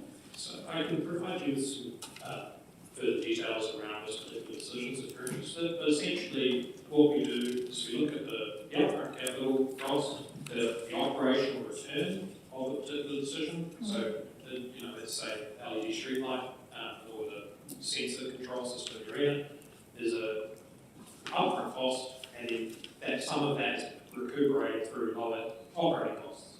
So we look at across the entire lifetime of that asset, taking into account upfront costs, the operational costs, the cost of capital, all of that is put together into a sort of net present cost or value. Many of the things that we fund are actually cost negative, so we save money doing them. Some of them have a small kind of residual cost. What then we do on the other side of the ledger is we understand, okay, well, what is, across, again, the lifetime of the asset, what's the saving of carbon as a result of doing that, as a result of lower energy costs or fuel costs, what have you. And then those two numbers essentially divide together to derive what is a cost per tonne of carbon. So if it costs $1 million and it's going to save $1,000 tonnes of carbon, then that's $1,000 per tonne that we'd effectively be paying in order to save that carbon. Does that make sense? Yes. So the cutoff for that we use for investment is the current price of carbon through the ETS.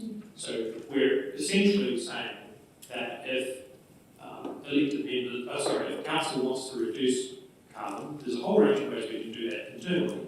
But if it's going to cost more than, let's say, $60 a tonne, or somewhere around that currently, they would, in a sense, be better off just paying somebody else to do it. There's, at least in terms of, there might be some broader strategic drivers of why, but as far as the fund is set up, we're saying we don't want to pay $200 a tonne if we could be paying far less than that.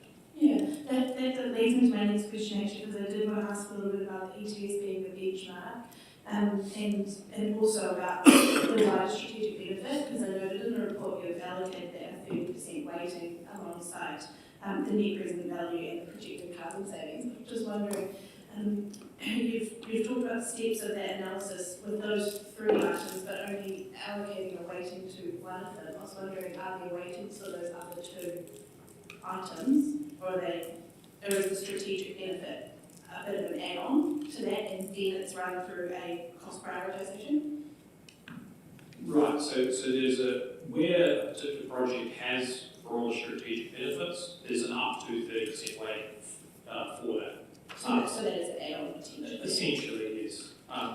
Some projects, behind the scenes, there's sort of basement somewhere, nobody sees them, and it's just a reduction in the energy costs. Some projects have a level service benefit in terms of comfort levels for people in a community facility, let's say. So we have the capacity to incorporate some of those benefits through the analysis, but it's not a primary consideration through the low carbon fund. Sure, that's the potential I'm quite interested in, I think, because the ETS I note is quite unstable and changeable, so I'm wondering how we accounted for potential fluctuations in the price of ETS and what that might do to a shifting benchmark, essentially, when they're assessing these tools. If you had a project that might be discounted this time because of the price of ETS in 3 years' time might become more eligible because the price is different and it changes the picture. Well, the methodology we're using is just that when the decision is made, essentially we're allocating council capital to reduce emissions or at some cost. And if at that time when a decision is made, if we have the ability to reduce carbon through the ETS just by purchasing credits and then, let's say, tearing them up, then in effect, we should be doing that. Or at least as far as this fund is concerned, this is about reducing emissions in the most efficient way we possibly can. That's the goal of this particular fund, and then there's broader, there's a rest of council programs, I guess, delivering other levels of service and other outcomes, but that's the purpose of this fund. Sure, thank you, I'll leave it here, Mr. Chair. At least it's the current. Thank you, Councillor Wood.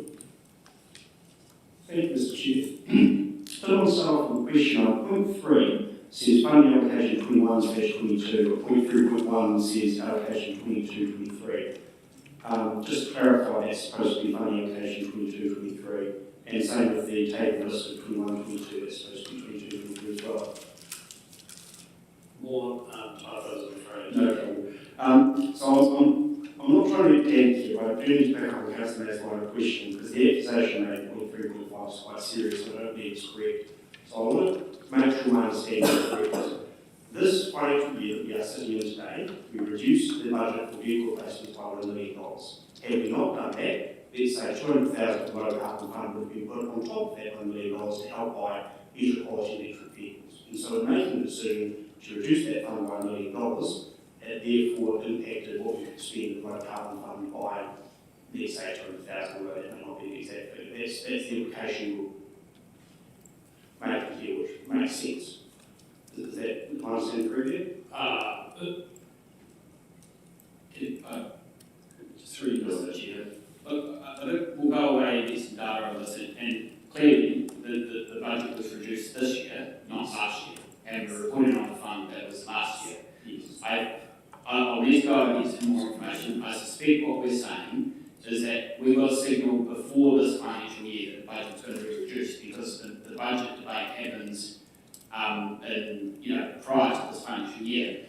I suspect what we're indicating, as I'll go back and check, we can come back to you, is that we didn't feel it was appropriate to be rushing out and buying a whole lot of new cars and using the low carbon fund to top that up, given there was a signal emerging to the council about reducing the vehicle budget.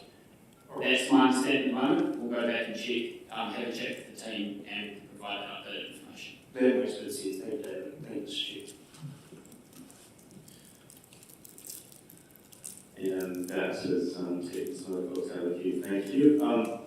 Just, I guess, a wrap-up question for me, just so that I can really understand where we're at. So, in the last financial year, we didn't manage to invest all $1 million. Am I correct in my recollection that the year before we also were at least challenged in it in terms of needing to make some adjustments around capital versus other forms of expenditure to get closer to $1 million?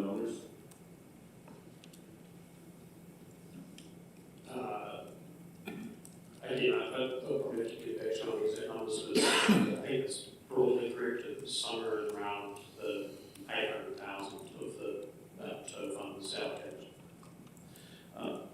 Thank you. That matches my recollection as well. And just in terms of, the overall portfolio is delivering $1.50 for every dollar we put into it. And hearing your comments around wanting to find the best way to reduce emissions, is there a view around whether it always has to be a maximum return on investment, or whether the portfolio can accept a lower return in some cases?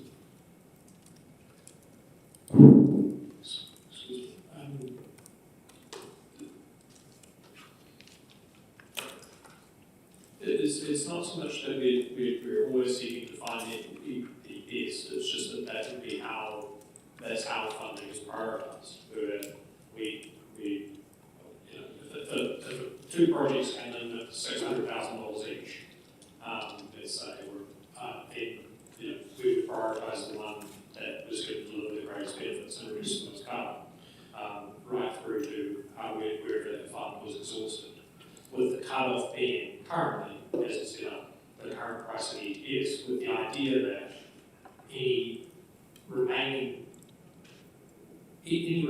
capital within the fund, let's say it's 200,000 or 450 this year, would be better allocated if the point was to reduce as much carbon as possible, to simply buying and disposing of ETS credits, rather than investing in projects that had a cost per tonne of carbon in excess of that.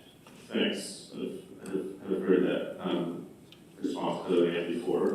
Has there been any consideration around a weighting that might look at deliverability, a weighting that might look at timeliness to help get things moving, even if they are in a suboptimal financial position?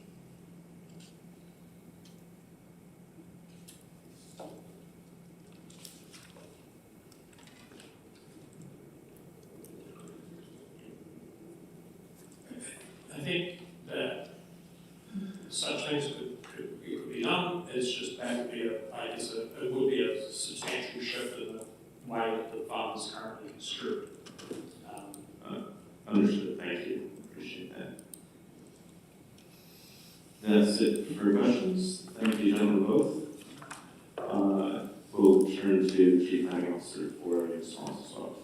Yeah, there was, just through this chair, there's a couple of comments in the Q&A about resourcing. I'd just like to clarify that ELT yesterday approved an additional position, which is a climate change analyst. So that would bring the team to, from 2 to 3. So that recruitment will be starting shortly. And in terms of, I guess, the investigative work that the office has talked about as part of LTP, we'll be looking at whether or not there's any additional budgets required to assist with the investigations required to then allocate the low carbon fund more efficiently. I think a common theme with the climate change work is that the low hanging fruit have kind of been picked. The fruit higher up require a bit more investigations to work out how best the resources are allocated. So that's something that's front of mind for us in the team. Thank you, David. We'll move now to the recommendations. We have the recommendation on the papers that the committee received and entitled Low Carbon Fund 22-23 presented to Sustainability Committee August 16th, August 2023, which I'm happy to move and seconded by Councilor Bell. Would also indicate there's an additional recommendation which will hopefully come to the screen soon. I'll just go ahead and introduce that verbally. I have some concern around the fact that we're now on a second year of not really getting through this fund, and we've kind of had an approach so far where we've just checked in every year after the fact. What this needs to do is bring a report back in the first quarter of 2024, or the third quarter of the financial year, so we can keep an eye, see if we're actually making that progress that we want to make, so that we have a better chance to actually full investment in FY24. So that would be the report coming back. Councilor Zadal is also happy to say that. I'll open it up for comments from there. Councilor Johnson. Thanks, Mr. Chair. I must say, I do think that the inability to spend the full fund is a lost opportunity. I understand that it's not lost, there's no financial loss, but it is an opportunity that we had to reduce carbon and possibly to save the council some money, given the return that we've been getting, that has been lost. Because that $450,000 from last year, that's gone now. And we're into this year. We'll go back to the original budget. So I'm disappointed about that. I'm also disappointed that some assumptions were made about what council wanted based on an annual budget decision for next, which is now this financial year. And I feel that in 3.5, where it says it was determined there was insufficient mandate for such an allocation, I feel that those kinds of decisions need to come back to council for a decision, because I certainly argue strongly that there was a mandate for such allocation, and that the decision to reduce the budget for vehicle purchase was a financial one for the next financial year, not impacting on any strategic decision Because to my mind, the strategy is very, very clear. The strategy of this council around carbon reduction is very clear and, unanimously supported. And the establishment of the low carbon fund was to facilitate that primarily. And I'm concerned that the whole budget hasn't been able to be spent, and that some of the reasons I can see are difficulties around resourcing.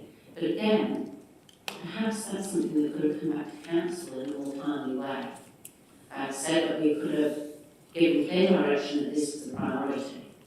Now, I was a wee bit concerned to see a proposed reduction in the low carbon fund in the draft annual budget was brought to us by staff. And after debate, councillors, restored that budget. So again, I personally thought we were giving very clear signals as to what our priorities were and what was important. And so it's really disappointing to be in this situation now where the report back tells us that we've spent only just over half of the fund. So I think I'll leave it at that. I support the report back a bit sooner that Councillor Barrett has put forward. But I just want to be really clear in my message. If assumptions are being made about mandates and allocations of different funds based on a separate decision, what's made about the fund, then I think those assumptions need to be tested here first. So I'll just leave it at that. Thank you. Thank you, Councillor. Councillor Spallin. Thank you, Mr. Chair. Yes, likewise, for Councillor Johnson, I think it's set a goal, set a target, set a $1 million budget. We're still not able to prioritise or deliver on this work due to constraints. That's a signal to us that to be able to spend it or to have projects to spend it on, that the investigatory work component is critical and fundamental to it working, and perhaps we haven't break that into it enough. Also, I'm really delighted to hear that we're enlarging that resource and appointing a new climate change analyst. That's great news. I also just wanted to touch on using the ETS as a benchmark. I do have some questions about that. I feel that the ETS doesn't, personally, because through our disposal of them through the ETS doesn't deliver us any strategic or local benefit. So it's also an unstable benchmark. It's fluctuating, it changes, it's subject to changing governance, and could really go anywhere. So I feel it's a bit of an unstable benchmark for us to rest our prioritisation of whether these projects could deliver us a good return. It's just a bit of a narrow scope, I think, given the breadth of return that we can get for some of these activities, not just for carbon emissions, but for other aspects as well. So yeah, but notwithstanding that, yay the gains. There's some great gains. There's been some great reductions, and figuring out how to get the best out of this fund, and we are doing some really good work there. That's great to see. Thank you very much, Mr. Chair. Thank you, Councillor Mayor. Thanks, Mr. Chair. Look, I have slightly different views to some of my colleagues, but this is quite new, this fund, and officers are obviously coming to grips with it, so I think we need to be a little bit kind to them. I mean, but they'll mature with the way they deal with things. And remember, it was borrowings too, so yes, opportunities lost, and I accept that.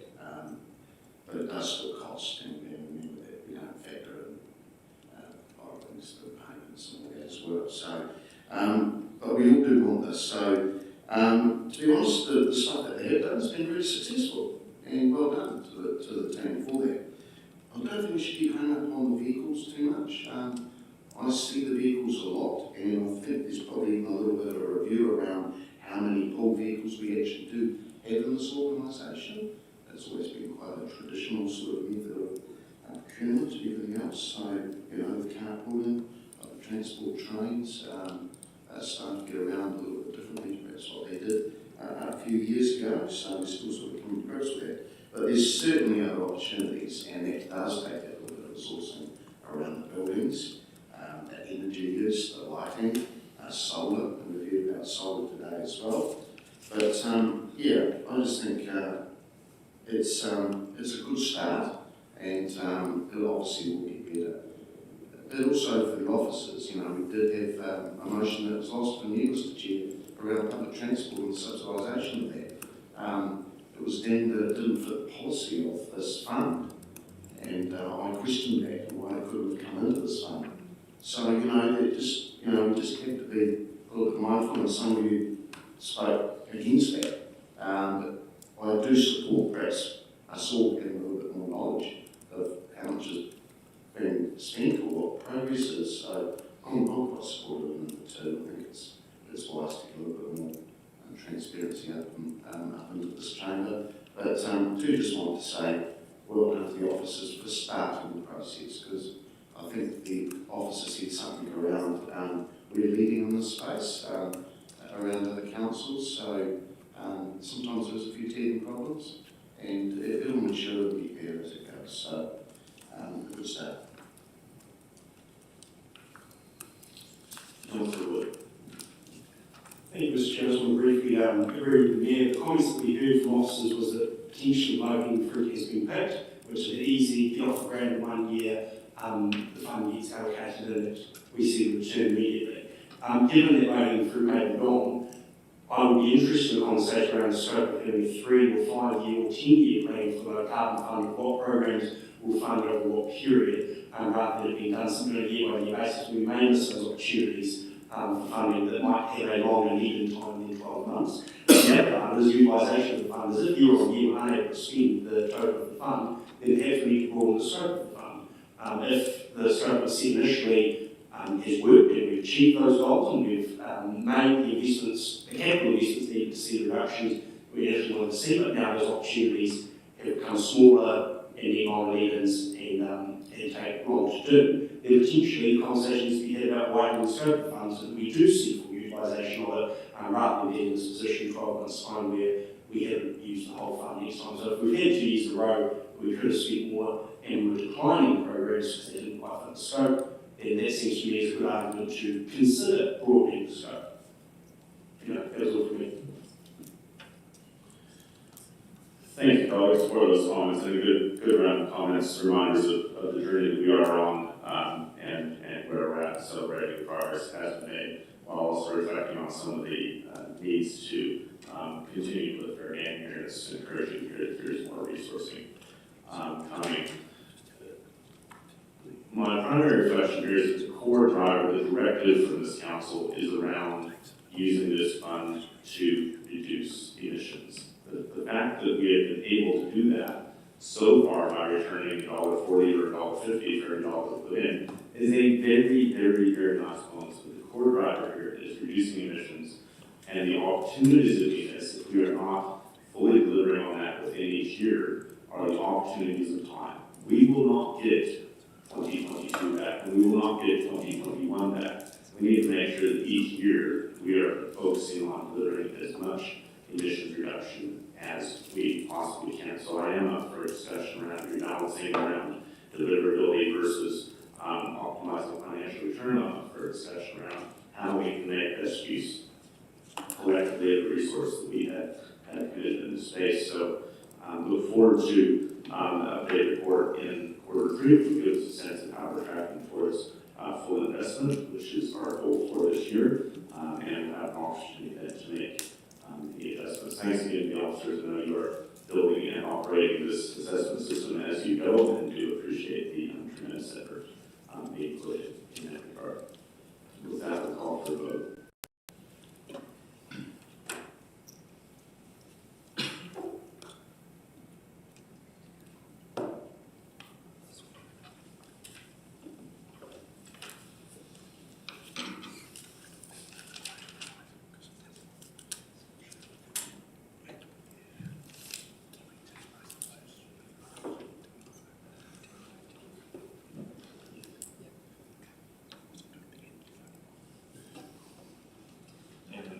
That is passed unanimously.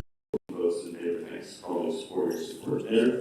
Brings us to the final substantive report, which is an update on the climate change response work program, featuring Adam Jarvis. And the motion, Mr. Dave Watson as well.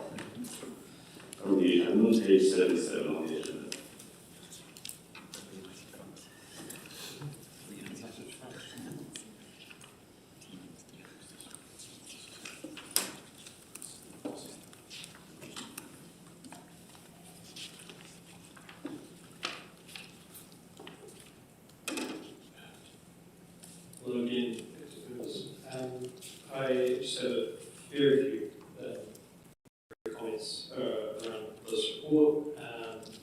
We were conscious of the fact that there was indications that several pieces of work would be delivered at around this time. We've just been reflecting on the nature of those reports, and for example, the zero carbon feasibility study and the low carbon road in particular. And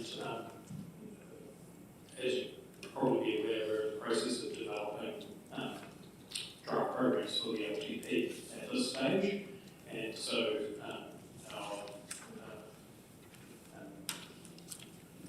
we looked at essentially the language to reports that I mentioned in order that the draft programs could be properly incorporated within those packaged pieces of work. So the zero carbon feasibility study, for example, that we presented a very high level summary to you last year, showing you 4 different mission scenarios. That was a sort of program test log exercise.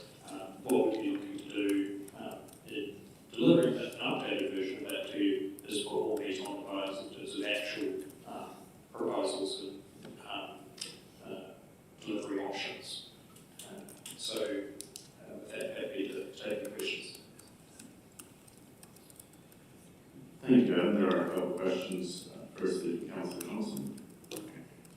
Thanks, Mr. Chair. Thanks, David. I just got one question around, you said you were preparing programs for the LTP. Are we still on track to have a carbon assessment of each program that's coming up to the LTP as one of the factors that will influence our decision making? So we discussed it last year, possibly even the year before, that when we get the prioritisation list of programs for the LTP, that alongside the financial costs, but would also be the carbon impact. Is that the work that you're preparing?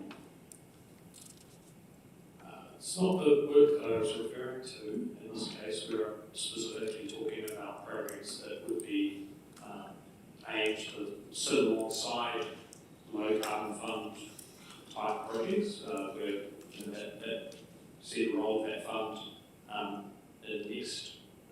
through the next LTP is sort of providing liquidity in a sense, or we believe to be flexible if an opportunity arises that we can't foresee, to deliver something. As much as possible, we're trying to look ahead and program in specific pieces of work for your consideration to the LTP. So that's what this is about. With respect to the other part of your question in terms of the carbon impact of programs, I think we'll probably end up there as the major decisions will have that assessment, but it's unlikely to be more, thousands of minor programs that will have that assessment made. Okay, thank you. Thank you, Councillor Mayor. Old habits that I had. Thank you, Mr. Chair. So, just in terms of 1.3,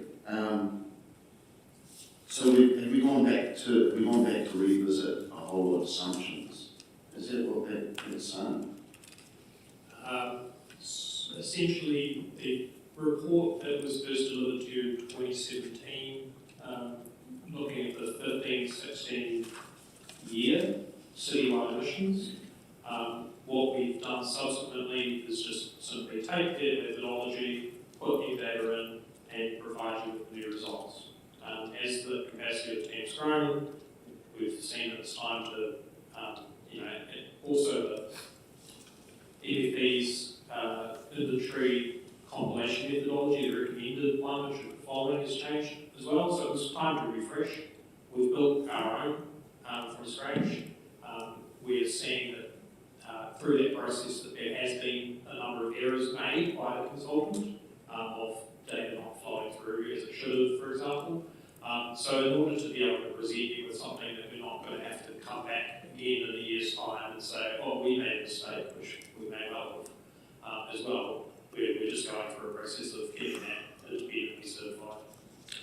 So did we use a nationally renowned consultant, which all the other metros are using? Yes.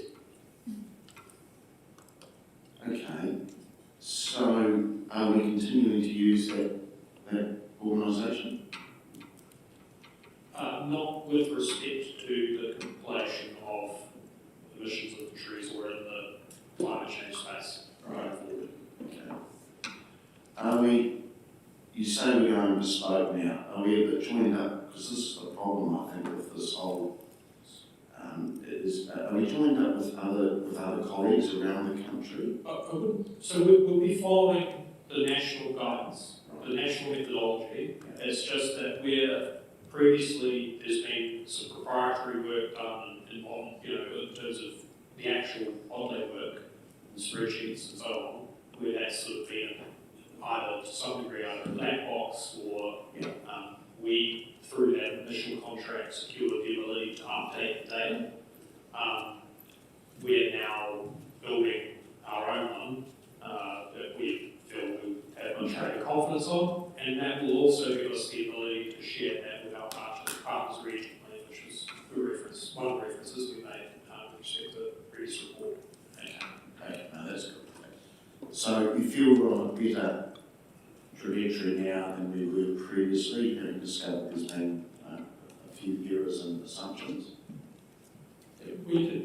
When that, so that's currently out for to be audited. I mean, we wouldn't have put it out to the auditor if we didn't have confidence in it. But in terms of the details of exactly what was perhaps wrong, or but like I think we would be. What I suggest now is that we could come back in October and provide you with more detail around what that looks like and why.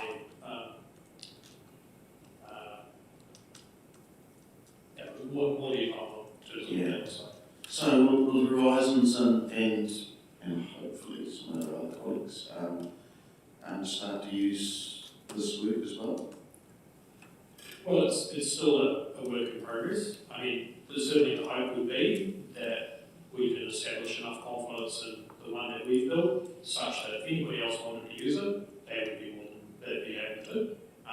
That's kind of one of the secondary goals of this process, but it remains to be seen whether or not people want to go down that path. I know that one of the considerations for other TAs locally is just the inability to even have the resource in-house to deliver even a kind of a refresh of the data of an existing model, and rather the tendency has been to just simply outsource the entire thing and then have a report presented with the headlines.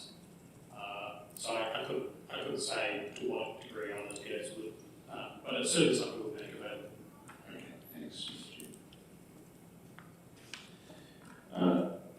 Thank you, colleagues. There's no further questions, so thank you to that and for your endeavors through the morning and particularly on this report.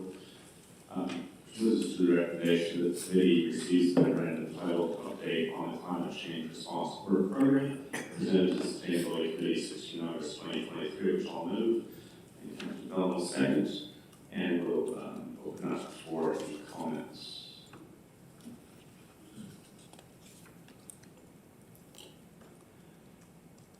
There being no comments in the queue, I'll briefly thank the officers for bringing us an overview of what has delayed some of these pieces of work. I think as we heard it through some of the questions, there is an interest around the inventory work and getting that reconciled. I will say that as somebody who was very keen to see us get both the emission reduction target and some work underway now, 6 years ago, it is concerning to realize that we're 6 years on, we don't actually even have the inventories to tell us whether or not we're moving in the right direction.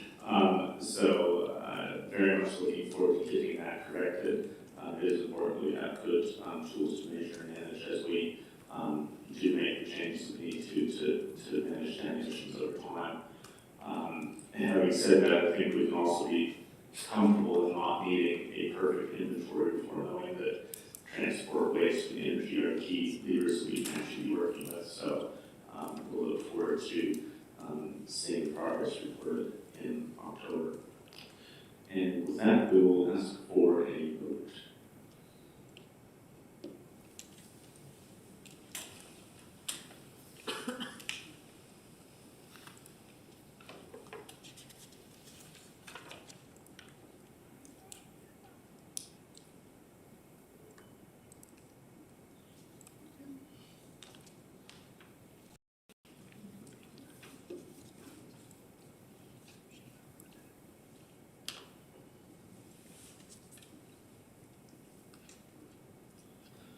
And that's passed unanimously, which brings us to the committee work schedule for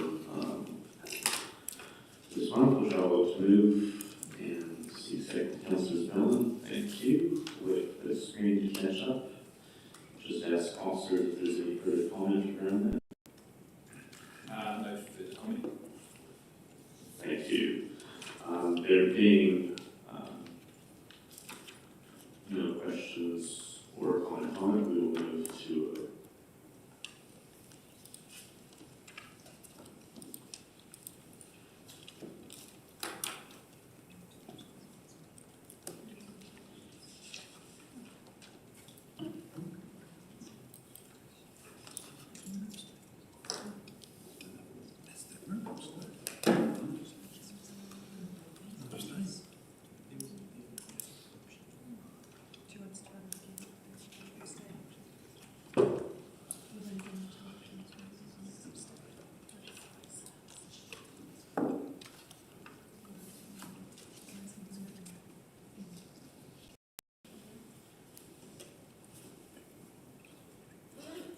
that is passed 14 votes, and with apologies for the abstain option not coming to light. Which brings us to finally Karakia, and as Councilor Fitzgerald to close this out and the way he opens.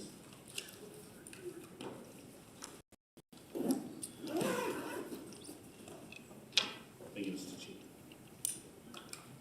Well. Thank you, Mr. Chair.